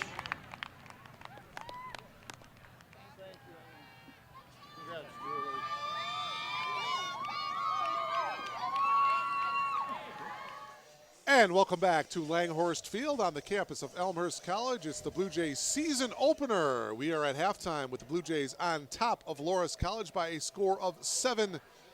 Mark Kruger along with Tony Menestra as we take a look at some first half highlights. Loras got the ball first, and on its first offensive series, they go deep and a pick by Alec Giles. Good play by Giles there, and the secondary gets started right where it left off last year, the big turnover machine. That led to a field goal attempt, but David Thomas just pulls it a little bit to the left, and the score is still 0-0 at that point. Loras back on the attack, though. This is Nate Even with a brilliant catch for Loras. Great play going over two safeties for the Blue Jays there. 2 minutes and 30 seconds remaining in the first quarter. That led to this Louis Oswald field goal, and that made it 3-0 in favor of Loras. Second quarter, though, that's when Andrew Tubeck came alive. You see him bounce off a tackle there for a nice game. Yeah, number 32 pinballing through the defense of the Dewhawks, setting up this next play here. Yeah, Andrew unfortunately coughing up the football. He had 2 fumbles in that first half. Loras covers up. Next up, we have this interference call here as they were going for Vince Gabries, but Mike Cannavella with the contact and the defensive pass interference. Well, that set up this one here for Joe Camilleri. Number 12 gets the Blue Jays on the board in 2013 with a big touchdown run. And the extra point by David Thomas was good. And so that is where we are at here at halftime, 7-3 in favor of the Blue Jays. Now, if you remember, the Blue Jays won the opening toss and they elected to defer. So they are going to get the ball back here to start the third quarter. Chase Hamby and Joe Sanfilippo are the 2 deep men for the Blue Jays, so they'll get the ball first here to start this third quarter. Well, neither offense, Mark, has been burning the barn down here tonight. 106 yards on 28 plays for Loras, 168 on 37 for Elmhurst. The two teams have combined for 8 punts in the first half. Joe Camilleri, the quarterback for the Blue Jays, 6 of 11 for 27 yards.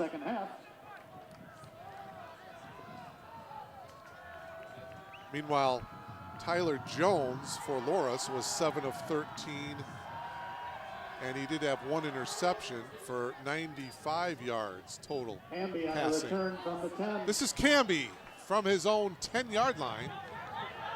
And Camby brings it across the 20 to the 23-yard line, and that's where Joe Camilleri and the Blue Jay offense will trot back onto the field here to start the third quarter. Well, there are 8 new starters on this offense in 2013 for the Blue Jays. We'll see if they've shaken off some of the frost here. It's game 1 here at Langhorst Field, but you got to get this engine revved up here if you're the Blue Jay offense. Andrew Tubeck in that first half, 12 carries for 74 yards. The lone back right now for the Blue Jays is Josh Williams, number 5. Camilleri out of the gun, and he's going to hand it off to Josh to the far side, and Josh will get close to the 30-yard line. It'll be close to a 7-yard pickup, second down and short here for the Blue Jays. Josh Williams sharing the load in the backfield with Tubeck. Tubeck, the primary carrier in the first half, 12 carries for Tubeck. Josh Williams just 6 for 17, 2.8 average. See if we can get him cooking here in the third quarter. Second down and 3 right at the 30-yard line for the Blue Jays. Camilleri looking over the Loras defense. Play action. He's going to go across the middle, and he's got his man.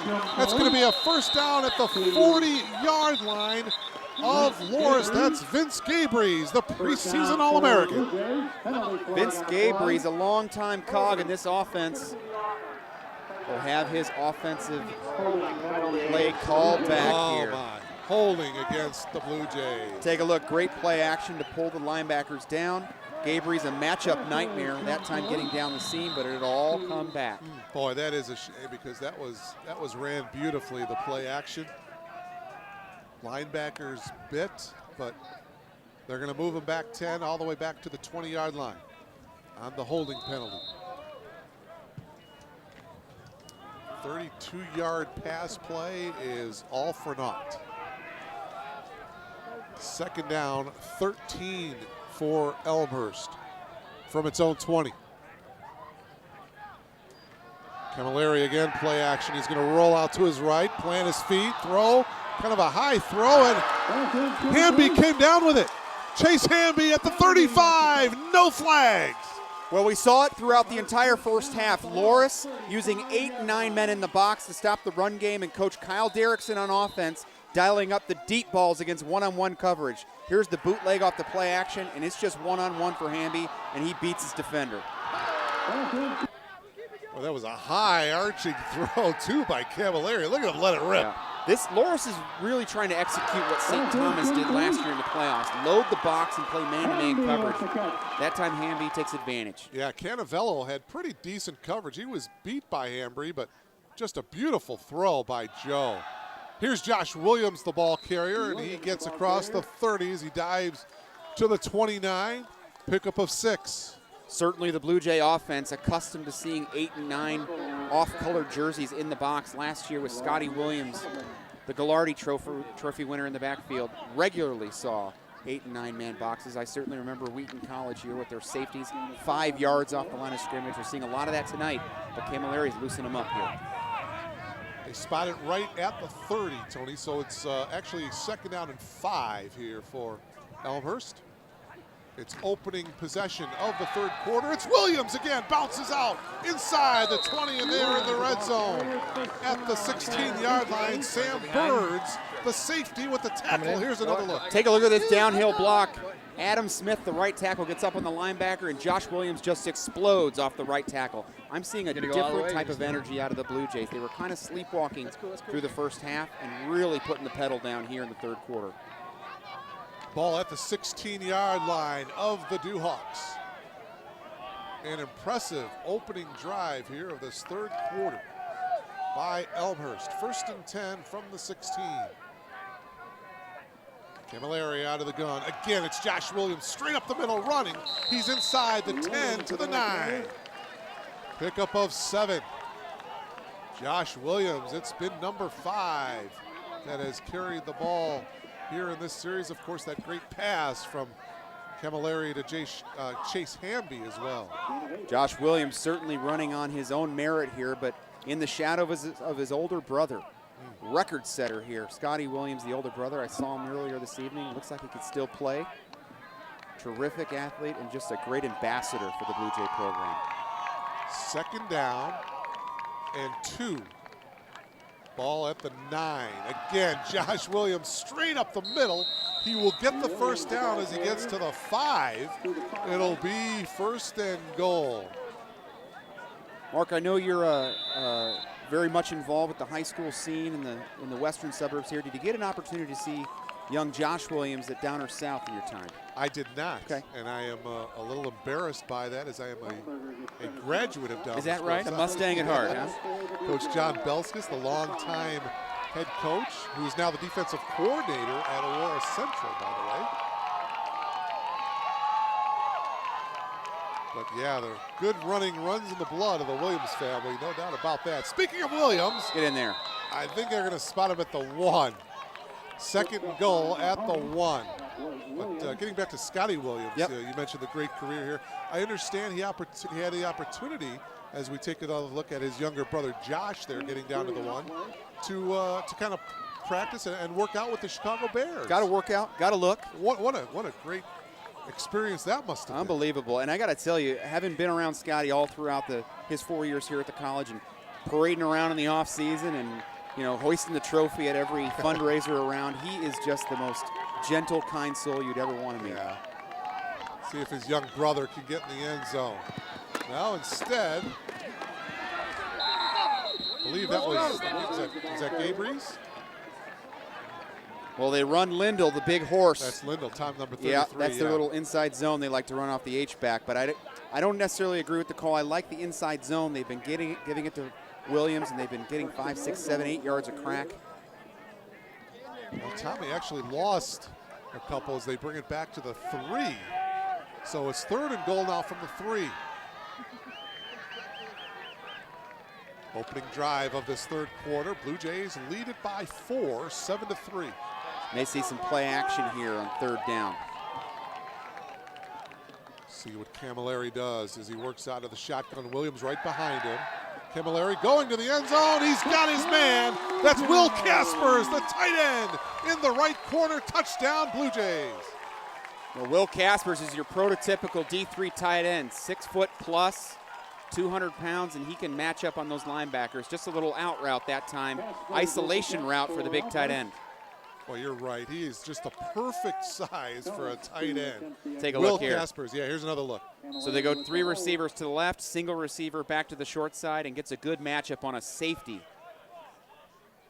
Camilleri puts it on him. Beautifully thrown ball. And now Thomas in for the extra point. Good snap and a good hold. Extra point right through the middle. It is now 14-3 in favor of the Blue Jays with 9:19 remaining. That's good to see, Tony, coming out of halftime. Take another look at the touchdown. Yep. Great play design, great play call. Just a matchup there. Caspers, great catch. Camilleri building confidence as that drive continued. Good to see young number 12 here leading the Blue Jays down the field, putting up a 2nd touchdown tonight. Yeah, that ball he threw to Chase Hamby, that was just perfectly thrown. Capped off with a 3-yard touchdown pass to Will Caspers. And the Blue Jay faithful enjoying the night here at Langhorse Field. 14-3 in favor of Elmhurst. Well, 70 young Blue Jays dressed tonight, but there's a roster of close to 120 here actively at Elmhurst. So deep roster for the Blue Jays. Largest roster in school history, very geographically diverse. Over 20 states represented in the roster, so quite a job recruiting Joe Adam and his staff have done through the years. Thomas kick in the air. Thomas' kick is into the end zone, about a yard deep into the end zone, and even bringing it out too close to the 20. And they're going to mark it, looks like at the 19-yard line. 20-yard return. Let's take another look at the highlights of that scoring drive by the Blue Jays. Very impressive, number 12 here. Just a one-on-one shot down the field, and Chase Hamby adjusted the ball extremely well. Yeah, that was the pass that I was talking about. And here you see Josh Williams getting it done on the ground. I love it. He runs with those high knees. Take a look here. Here's Caspers in the corner. Good balance on that drive with the pass and the run, kept off by that pass to the tight end, Will Caspers. Well, we'll see how patient Loras is with their ground game. They were pretty persistent in the first half. Only down 11 here. You still have time. Hey, here comes Mark. Yeah, They've got to get the ball moving. They were pretty conservative, but they were leading for most of that first half. Now they find themselves trailing. Pass complete to Oates, and Brendan Oates, the wide receiver, gets it across the 30.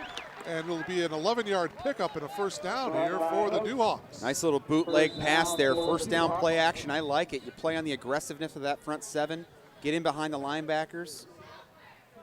Good way to move the sticks and kind of get this thing going for Loras. Yeah, I'm kind of surprised they didn't do more of that in the first half. Oates and Even are up top, split out wide. Instead, they give it to Nate Carrier. Carrier gets to the 33. He'll pick up 2 yards, 2nd down and 8, forthcoming here for Loras. Well, Loras loves this little power play off tackle where they pull the backside guard, bring him around the horn. Very physical style of running game. Blue Jays up to the task.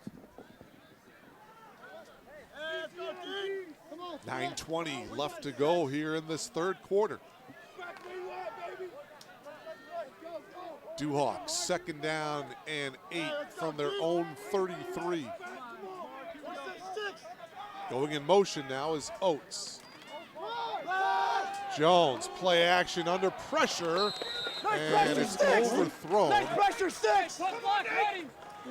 Tom Zeckler, the tight end, number 15, was the intended receiver, but Dylan Jones, the quarterback, he was under some heavy pressure. Sure he was, and it was Mark Evangelista, number 6, the senior corner, bringing some heat and hitting him right in the chops, forcing the long throw. So the defense seems to be inspired here as well. Take a look at Evangelista there, right off the edge. Yep. Little high-low play there, looking to hit it in front of the safety, but Evangelista disrupts it. Brings up a 3rd down and 8. They swing it out to Carrier. He needs to get to the 41 for the 1st down. Instead, he's going to get tackled at the 31. It'll bring up 4th down and 10, and Loras is going to have to punt. Again, a conservative call here by the Duhawks. Take a look at Marvin Carr if we get a look at the replay. The corner's playing very well and aggressive tonight for the Blue Jays.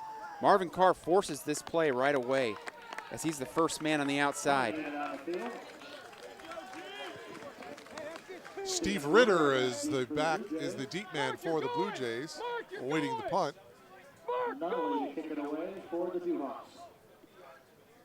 He had about a 71-yard punt in that first half. Gets off a pretty decent punt here.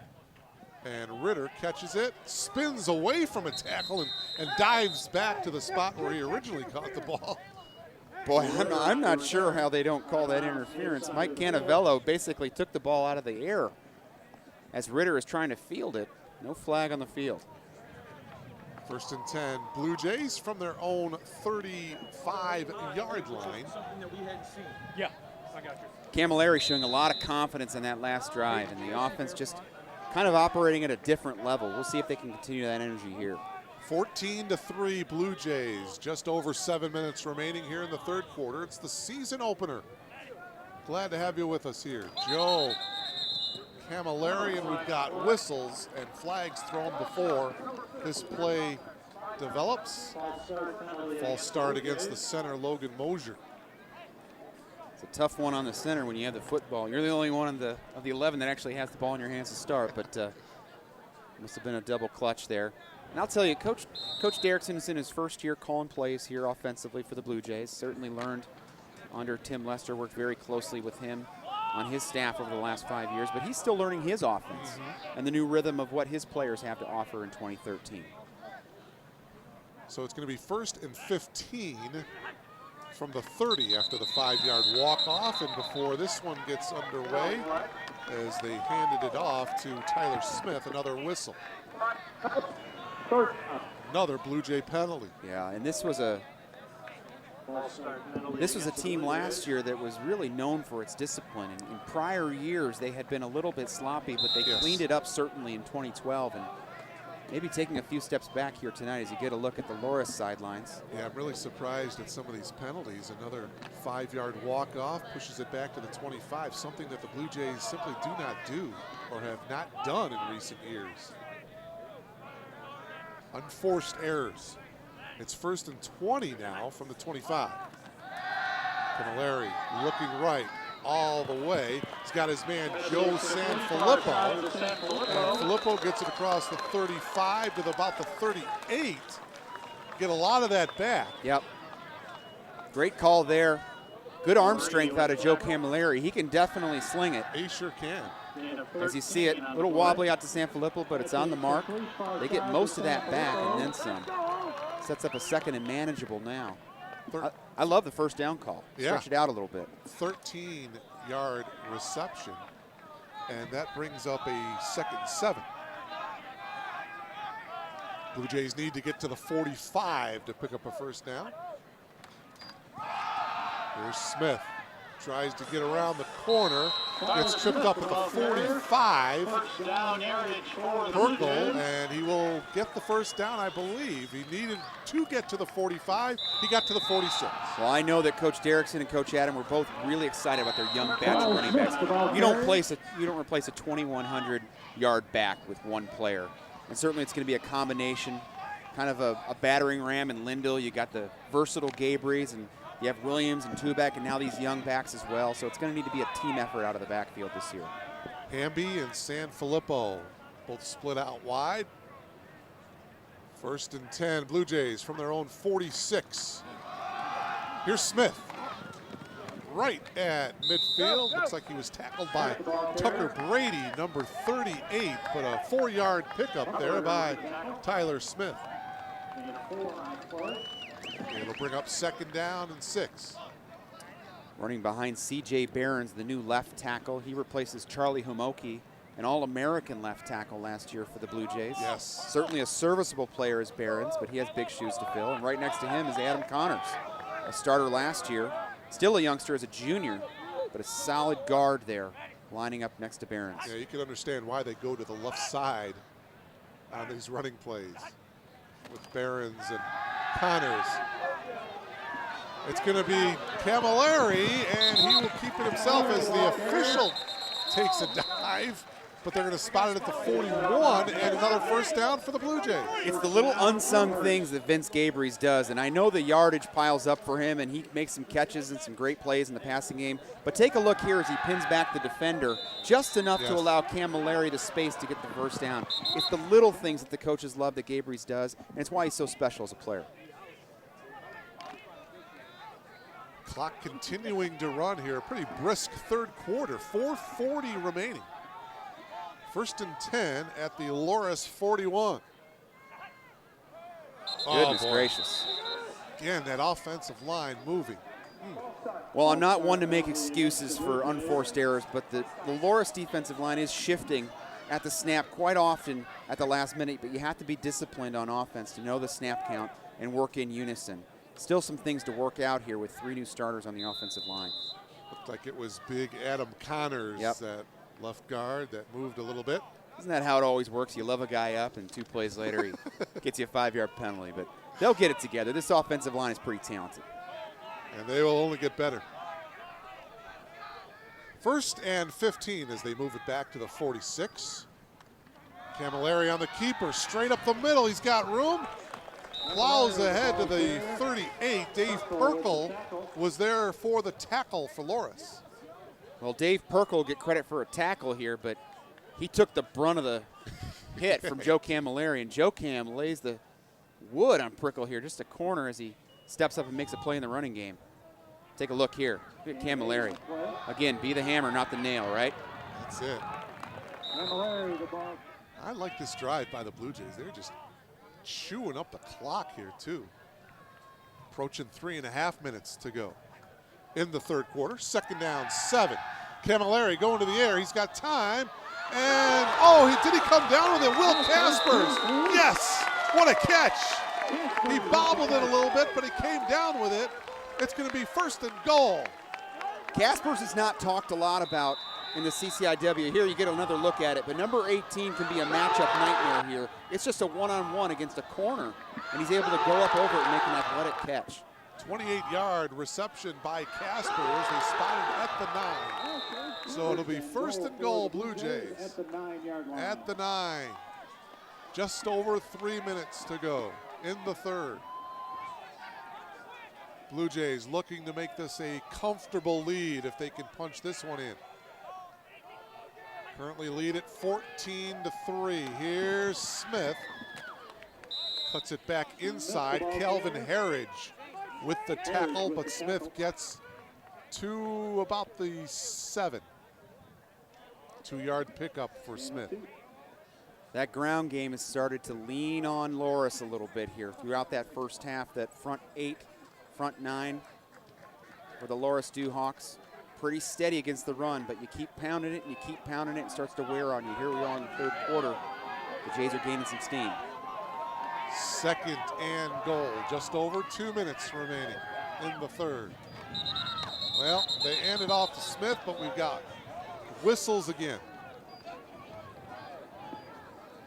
Boy, another false start against the Blue Jays, man. Well, certainly some things you like out of the offense tonight, and you see Joe Adam certainly unhappy with the pre-snap penalties. Yeah. But definitely quite a bit to work on here. That'll bring it back to the 12. Second and goal from the 12. This is where, as a first-time starter in Camilleri, you have to know that you can't force the football here into a tight spot. You're in great position to score points here, whether it's 6 or 3. Got to take care of the football.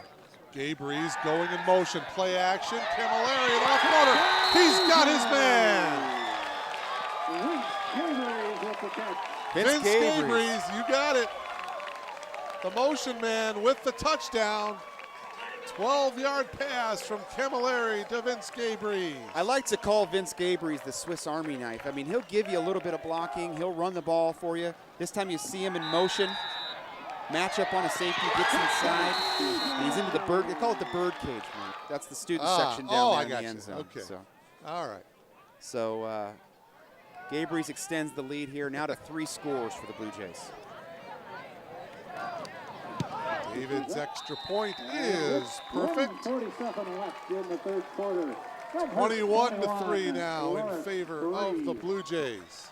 Let's take another look at the touchdown pass. Well, Joe Cam has recovered nicely. Take a look. He puts it right on Gabri's into the corner of the end zone. Nice touch on the football. And Loras is really starting to feel the effects of his ground game, slowing down quite a bit. And the Blue Jays are just starting to catch steam. We talk about that blue-collar mentality, right? Nobody's going to outwork the Blue Jays. And this is where all that training, that conditioning in the offseason really pays dividends in the third and fourth quarter football games.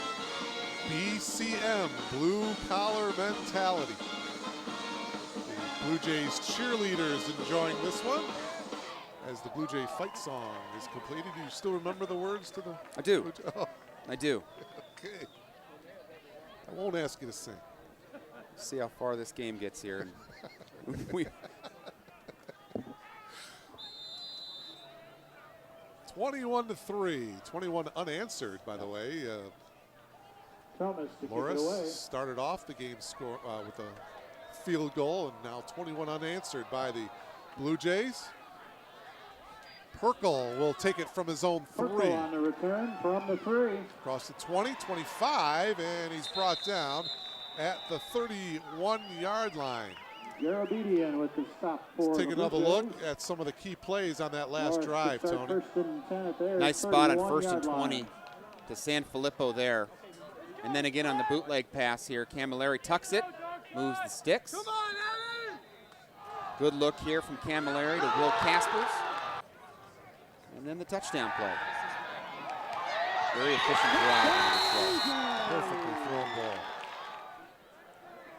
So out comes Dylan Jones now, and Loras, they face a 1st and 10 from their own 31-yard line, and on play action, Jones underneath to Oates, and Oates gets wrapped up at the 40-yard line, about a 9-yard pickup. Robbie Dunn with the tackle for the Blue Jays. It'll bring up 2nd down and 1. Well, the offensive coaching staff for the Dewhawks have got to take the leash off of this thing. They're going to have to put the ball down the field here a little bit as we're knocking on the door of the 4th quarter, down 21-3. Loras working out of the I formation now. Jones under center on 2nd and short. And this is Carrier. Carrier with the ball. And it looks like he's going to be, they're going to spot it where? At the 40, so no gain, 3rd and 1. Mark, I have been very impressed with the front 7 of the Blue Jays tonight. Perhaps a weak spot in the defense last year. Gave up a lot of yards, gashed a lot in the running game, but Chris Reed, Newsom, and Charlie Roberts in the gang, they've all been pretty stout tonight. Nick Spracklin, big number 90 out there. Half a minute remaining in the 3rd quarter. Dewhawks facing a 3rd and 1. Oates coming in motion. Jones is going to throw it on 3rd and 1, and a wide open man. They're going to have a 1st down, and he's tackled at the 36-yard line. Great design on this play. Take a look here. It's a high-low pass. They draw the corner up in the cover two, playing against the base coverage of the Blue Jays. Marvin Carr jumps the out route. It is 3rd and 2, so you have to cover that play. They go in behind him and in front of the safety. Nice call by the Dewhawks. Smith with the reception to give the Dewhawks a first down, and again to the air.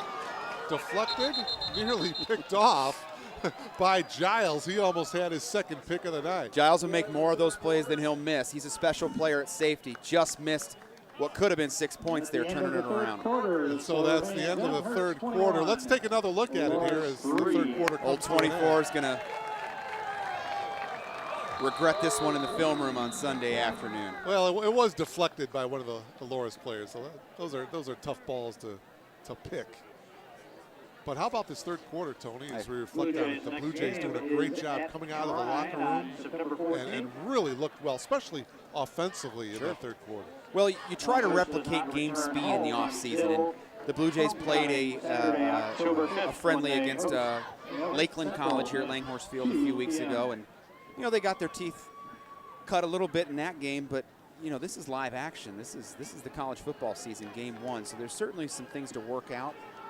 But this second half, if this is the identity of the Blue Jays, I like what I'm seeing. The energy is up. The defense has been good as advertised, and the offense is finally starting to find its rhythm here. Yeah, that's a good point. The defense has been played solidly throughout this entire game. A couple of touchdowns in that 3rd quarter by Elmhurst.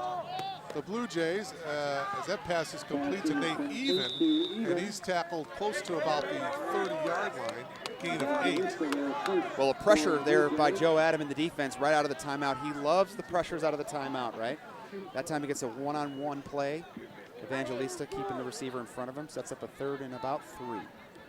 Blue Jays with 2 touchdowns in that 3rd quarter. They've opened this game up now, leading 21-3. And man-to-man coverage again for the Blue Jays. 3rd and 3. Dewhawks need to get to about the 27. Pass complete to Oates, and Oates is going to have a first down as he's tackled at the 24. They'll move the chains here as we start the 4th quarter. James Newsom, the 6'3", 220 nose guard for the Jays, was just a shoelace away here as you get a look. Jays seem to be a step or 2 slow on some of their pressures here. They've looked good bringing heat, but Jones has been able to avoid it. 1st and 10 from the 24. It's Carrier, and he's actually going to lose a yard as he's going to get brought back at the 25. 2nd and 11. Loss of 1 on the play. Opening moments of this 4th quarter. Mark Kruger along with Tony Menestra and our entire crew coming to you from Langhorst Field, the season opener. Blue Jay football. Jones to the far side. Incomplete, intended for Nate Even. And that'll bring up 3rd down. Gotta love Mark Evangelista. Jumping the route that time. He's in squat coverage and takes a chance on a short route. Almost makes the play here. Intersecting the route. Big 3rd and long. Yeah, obviously, well, not obviously, but you would think a 2-down situation here for the Dewhawks. They've had some good success with some of the boot action. See if they come back to it here. 3rd down and 11. Jones, boy, he was off balance to say the least, but he gets it off there. And that's all the way inside the 5. That's Kyle Bergquist. It's going to be 1st and goal for Loras. Boy, just an awkward pass, Dylan Jones, but it was effective to Bergquist. Well, beating man coverage again, and the Jays have been burned in man coverage a few times here. Bergquist, the fullback, just slipping out into the flat. Big gainer for the Dewhawks. 1st and goal, spotted at the 6. Jones goes back to the gun. Carrier right behind him. He's the lone setback. He gets the call. Cuts it to the outside, and Carrier is in.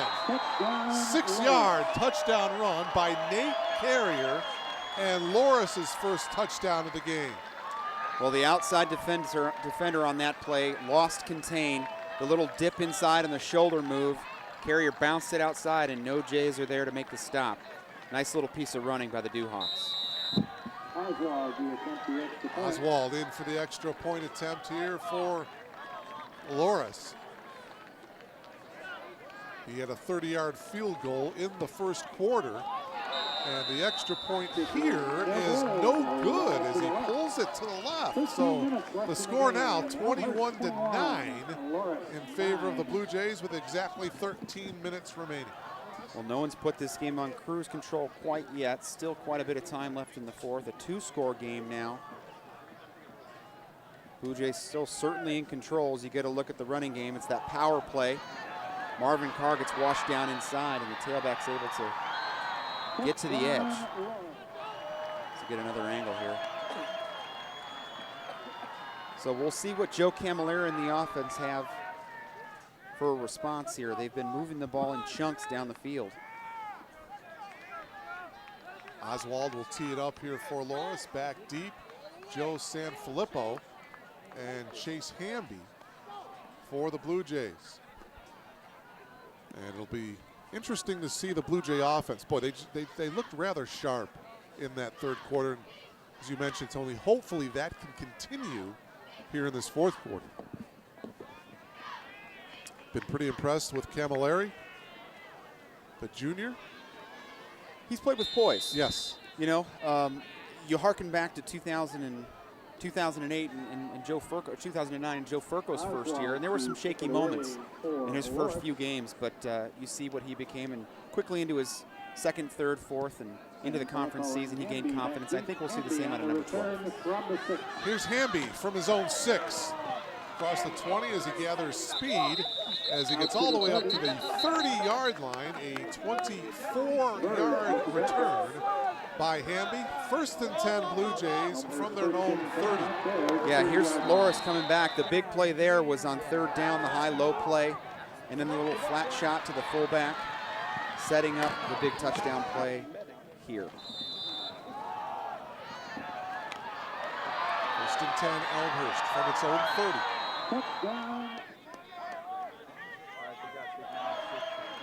Camilleri taking his time.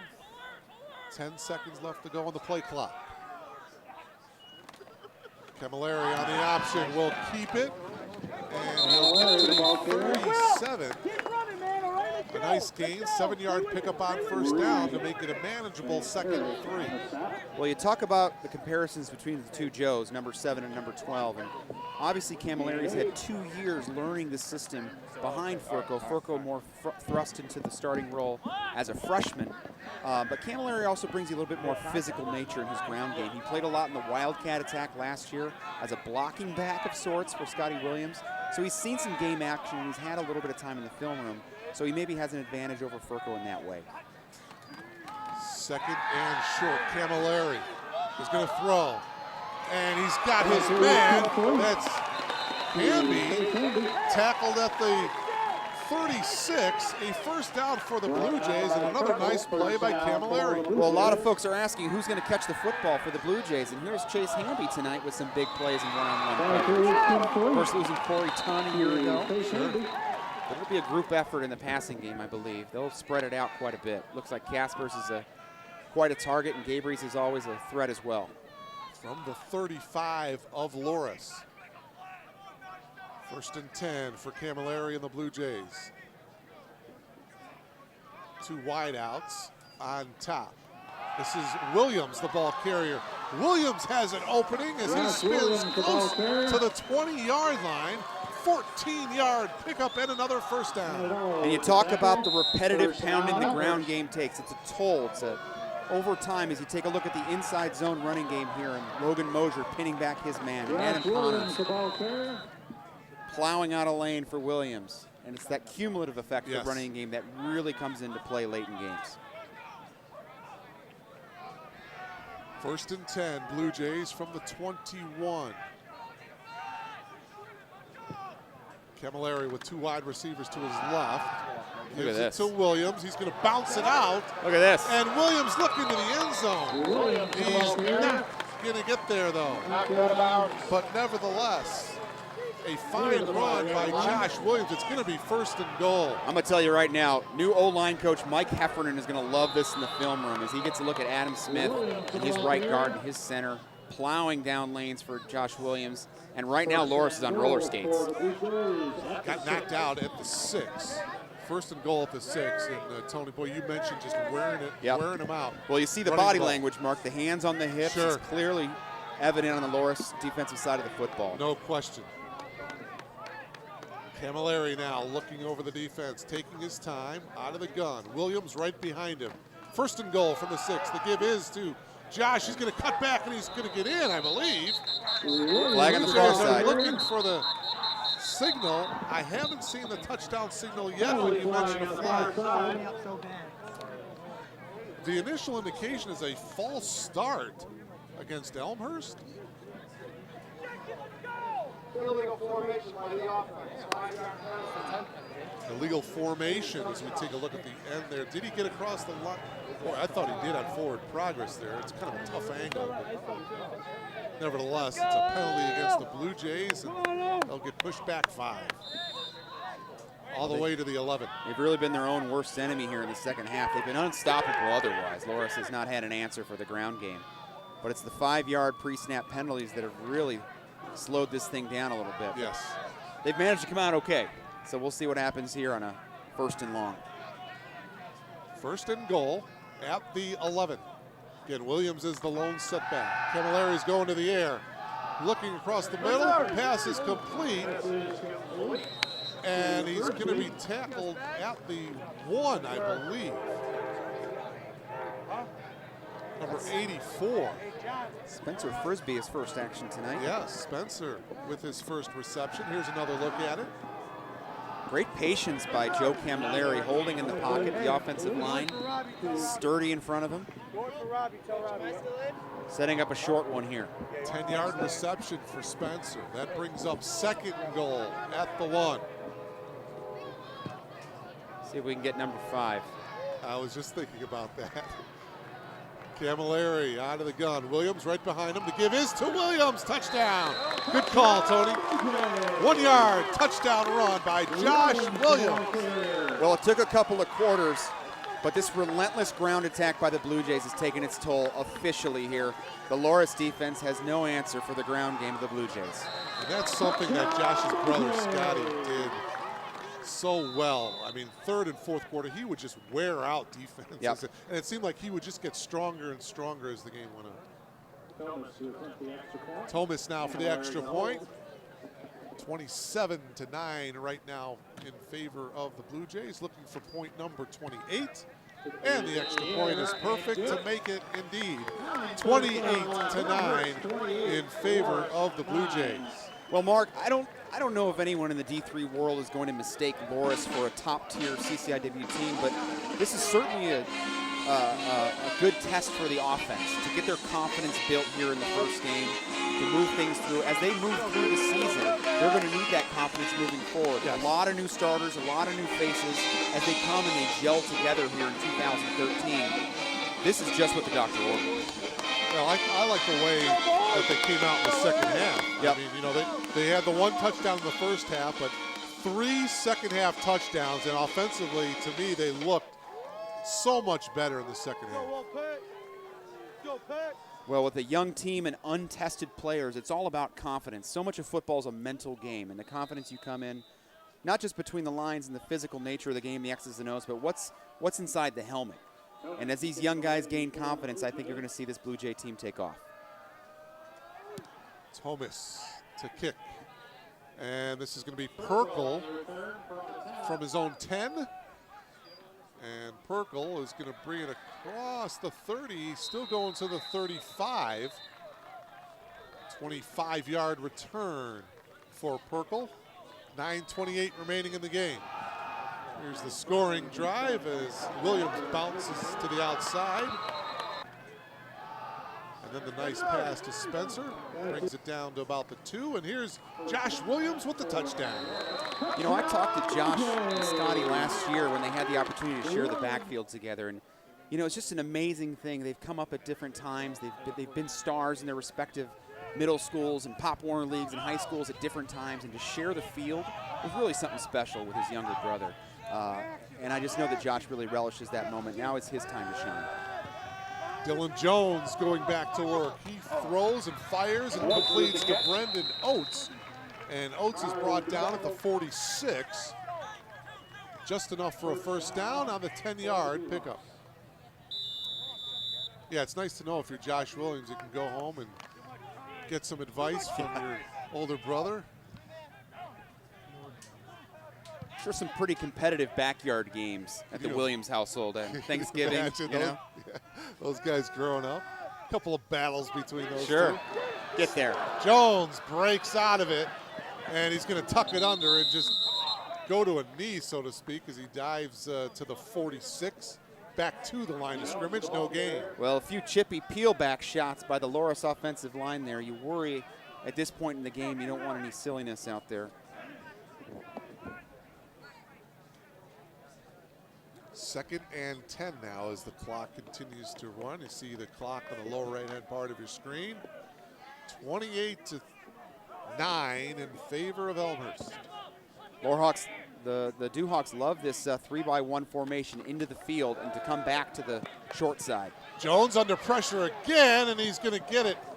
It's going to be an incomplete pass, but as he was cocking his arm, I believe it got deflected. I'm going to tell you, Coach Adam is not afraid to dial it up. That time it's George DiMaria, the middle linebacker, wreaking havoc there in the backfield.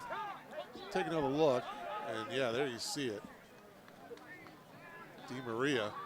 DiMaria, the leading tackler coming back from a season ago, really undersized at 5'11", 205, and I think 5'11" is pretty generous for George, but he has a real nose for the football.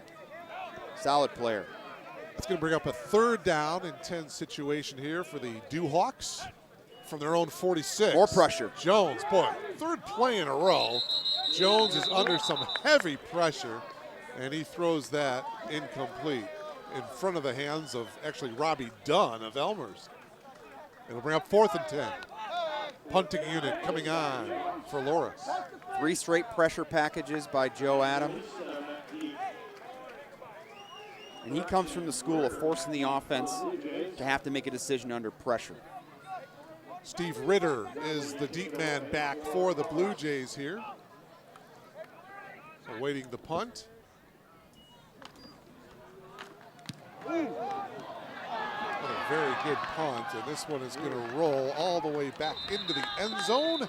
It'll be a touchback, but there is a flag, and it looks like it's going to be running into the punter. Well, they've done away with the 5-yarder. It's a 15-yard automatic. Boy. Personal foul, roughing the kicker, number 33 on the Just kind of hung his leg out there. You got to be a little more careful than that. This one's on the Jays. Oh, yeah. That's an obvious call right there. That's Lindell coming across. Yeah, Tommy Lindell. Well. Hey, more chance play B. More chance Well, breathes a little bit of life back into the Dewhawks offense, who find themselves down 3 scores here. It obviously will give Loras a first down. It's spotted at the Blue Jay 39. 1st and 10, Dewhawks. We'll see if Coach Adam continues to bring the heat. Yeah, I was just going to say, the last 3 plays, Jones has been under heavy pressure. He's out of the gun here again. Play action. Again, under some good pressure. Picked. This one's picked off. 2nd pick of the night. That's that little high-low play. They like to run into the boundary that time, pull the corner up with the fullback, try to get in behind the safety. Not happening that time against the Blue Jays. Take a look here, see who got it. Alec Giles, number 24, had the first pick. That's This Nate one Riffle. is Nate Riffle, number 25. 2nd interception of the night. Well, they've gone to that well a few times, but credit the Blue Jays safeties for recognizing it and making a play. And Dylan Jones again with some pressure up the middle that time. And so Elmhurst now 1st and 10 from its own 22. Here's Smith as he spins. Initially hit by Tucker Brady. Let's go! Gain of a yard. Loras now showing a little bit of a different look in their defensive front now, a 1 high safety look. They've been utilizing 2 high most of the game. So rolling down a safety, likely in man-to-man coverage. 7:30 remaining in the ball game. 28-9 in favor of Elmhurst. Blue Jays led at halftime, 7-3.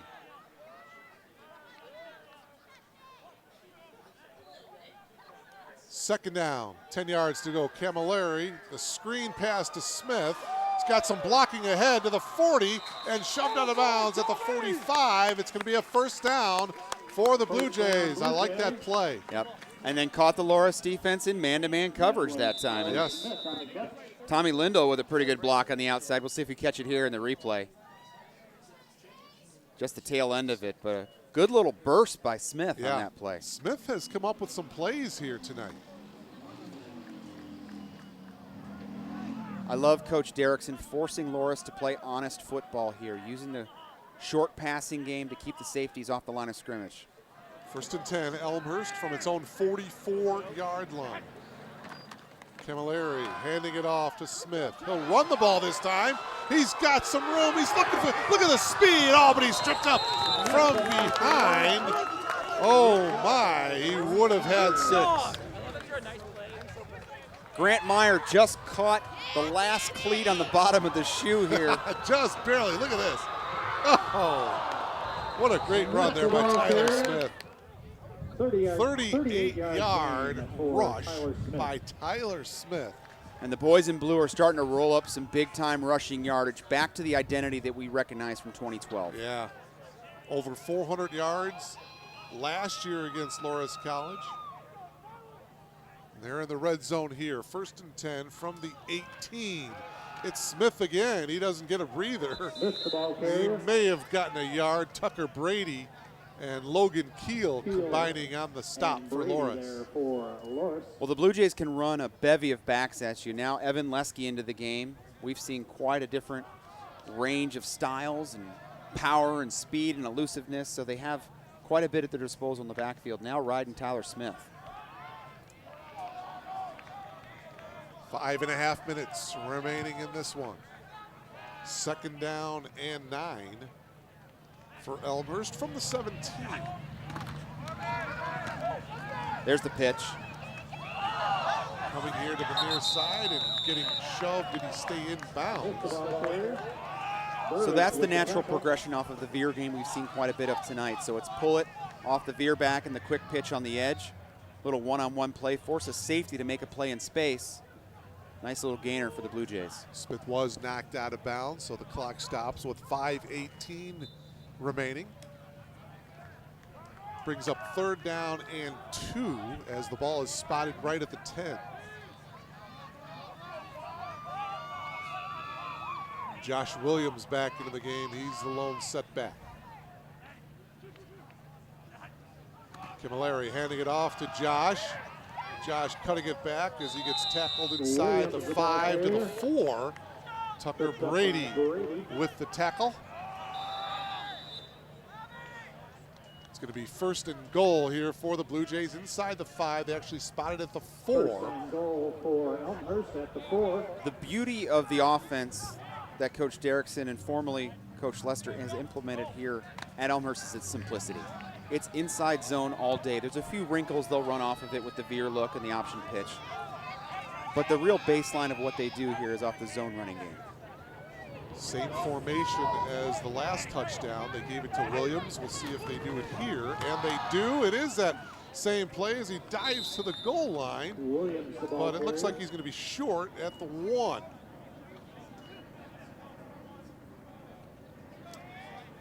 Well, Mark, encouraging finish to the game here. Yes, I have been impressed, especially in the second half. Certainly you take the first half and you learn from it and you move forward.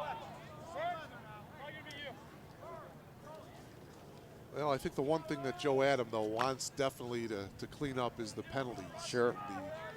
The unforced penalties, if you will. Those will be tough to overcome in the heart of the CCIW schedule, that's for sure. You certainly can't do that against CCIW teams. Williams, initial hit by Harridge. Williams, the ball carrier. Did he get in, though? And looks like he did not. Pretty good angle by our cameraman there. Yes. Take a look. Harridge, number 44, with the initial hit. I thought maybe he bounced off and got in, but he did not. That's good camera work there. Didn't get in. 4th and goal. Well, Williams runs with such power and authority. You got to think they'll put it in his belly one more time. You would think. Let's see here. 4th. I'll check that. 3rd now. 3rd and goal. 3 minutes remaining. One more time for number 5, huh? Yeah, why not? Camilleri indeed hands it off to Williams, looking for the right corner, and he's in. Touchdown. Second touchdown of the night for Josh Williams. 34-9 Elmhurst.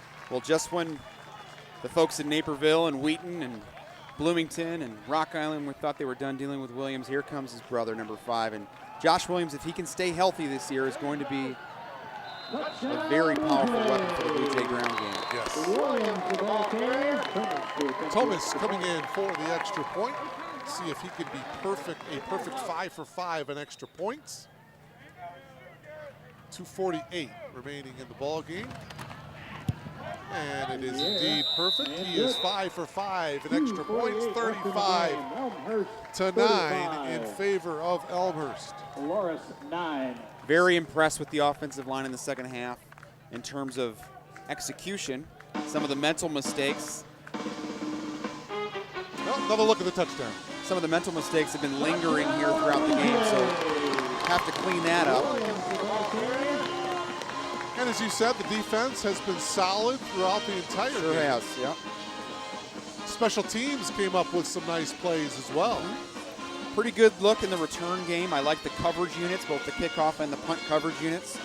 You know David Thomas is going to give you a pretty good leg, so a really well-rounded attack here for the Blue Jays.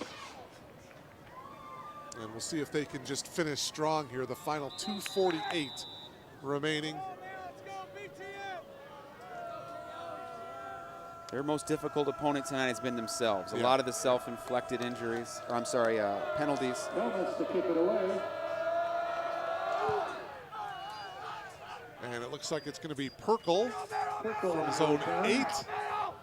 Across the 20, 25, and looks like he's tackled there at the 30-yard line. 2:40 remaining in the ball game. Taking a look at some of the plays on that last scoring drive for the Blue Jays. The riffle interception that got it going, and here's Smith. Yeah, he's had some nice plays on that drive. For the Duhawks at their 30-yard line. Coming right at you. Yep. Tyler Smith. They'll grind you now, Mark. I mean, these backs and this offensive line are going to get after you. And there's Josh Williams heading for the corner. He gets in for his second touchdown of the night, and it is 35-9. Well, the twos are out there for the Blue Jay defense. They're going to need to maintain the same level of intensity. Well, here's Nate Carrier. And Carrier gets tripped up at the 38. A pickup of 8 yards on the play as we approach the 2-minute mark. So the Blue Jays will continue their fine play in the month of September. They'll get another win. And they'll start off the 2013 season with a victory, and they'll be 1-0.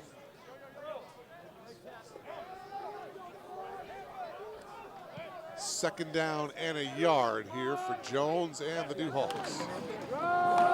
Jones handing it off to Carrier. He'll have the first down as he crosses the 45 to the 46. 7-yard pickup and a first down for Loras. Well, these are important snaps for the youngsters and the 2s and the 3s for the Blue Jays. Yes. Inevitably, over the course of a long CCIW season, your top 11 on defense are not going to make it through all 10 games. So there are some folks out there on the field right now that are going to need to make impact plays in big games later in this season. First and goal, or I should say first and 10 from the 45. About a 2-yard pickup to the 47. Willis, the ball carrier. Willis, the ball carrier. One big difference, Mark, I think last year to this year is the depth of the defensive line. Last year you saw Justin Phipps, the nose guard, go out early. They had a few guys in the offseason kind of move away from the program, and you're working with some pretty thin levels of depth along the defensive line. The Jays this year can run 6-7 guys at you across the front 3. Danny Willis with the carry that last play. Jones going to the far side. He's got his man. That's Nate Even with the completion. And he's knocked out inside the 30. They're going to spot it at the 25. And that's the sweet spot in the cover two if you're the Loras offense. In front of the corner, behind the corner in front of the safety. The corner has to close that window a little bit tighter and allow the safety to get off the hash. He spotted actually back at the 26. Good test here for this second unit on this defensive side. Keep him out of the end zone here. Got to strap it down. Under a minute to go. 1st and 10, deflected at the line. Oh, nearly picked off. But it harmlessly is an incomplete pass, and it'll be 2nd and 10. Well, just a cookie in the lap there of a defensive lineman. You don't get those opportunities. Every afternoon, take a ball look. Goes straight up, and then it's anybody's ball. Broken up at the line. 2nd and 10. Duhawks from the 26 of the Blue Jays. 51 seconds remaining in the game. Jones looking to his right, fires, and the pass is complete to Even as he catches it right at the 20-yard line. A 6-yard pickup. Clock continues to run here. 2nd down and about 4. Good little jump there by Jake Paulicki, the corner, just not able to get there in time. Jones had some fire on that ball that time. 2nd down. Jones incomplete. That's Alvin Chikungo there, my man from Miami, looking to make a play. 22 seconds remaining. But you're right, Mark. This is a really good test for these twos here. Loras still with their first string offense out there, really testing the back end of this defense. 4th down. 4 yards to go. Need to get to the 16 to pick up a 1st down. Jones eludes. Nope. And it's going to be short, incomplete. The Blue Jays will get the ball over on downs. And I'm pretty sure Joe Camilleri may just take a knee. And the clock will wind down. 15 seconds left to go in the game. Well, it took about a half, but I think the Blue Jays really settled into their identity in the second half. Really Joe Adam era begins successfully with a victory. Big congratulations as you see Coach Adam smile. there. Look at the smile on Coach Adam. And it's been a while. I got to tell you, Mark, it couldn't have happened to a greater guy. Oh, man, no doubt. No question. And now Joe Camilleri, a lot of different personnel out there, perhaps calls a timeout. I'm not sure why. All he had to do is take a knee. This game's over. You want some more airtime. Josh Williams coming back into the game. Well, we won't visit with you again here on Blue Jay TV or through the stream until homecoming in North Central. The Cardinals will come calling in the first CCIW game of the year at the end of September. Hey, by the way, Mr. Minestra, congratulations. I understand there's a new addition to the family. There is. You want to fill us in as Camilleri takes the knee as we wind this one down? Yeah, brought a young Blue Jay into the world, young Alexandra. I've already got her Blue Jay onesie. There so you go. She knows the fight song, and her first word will be Elmhurst. So. Well, there you go. As the clock winds down, your final score. The Elmhurst College Blue Jays 35, the Duhawks of Loras College 9. It's the season opener for the Elmhurst College Blue Jays, and it is a happy one here from Langhorse Field. And Tony, just some final thoughts on the ball game here tonight. Hey, some good, some bad, but it's a first game, right? That's right. What I really love is the defense showed up, and the offense really got into a groove. Some mistakes, some things to clean up, certainly with the penalties. Yes. But I think there's more good than bad to take away here. Certainly not the competition at the level you're going to find in week 4 and week 5 of this coming season, but I think a good start. Well, folks, that'll do it from Langhorst Field here tonight. I want to thank my partner, Tony Minestra, and our fine production staff tonight, our director, Rich Forsman, our producer, Jeannie Urich, and our entire crew. Once again, your final score from Langhorst Field as they ring the bell here in Elmhurst. The Blue Jays victorious 35-9. So until next time, I'm Mark Kruger. So long, everybody.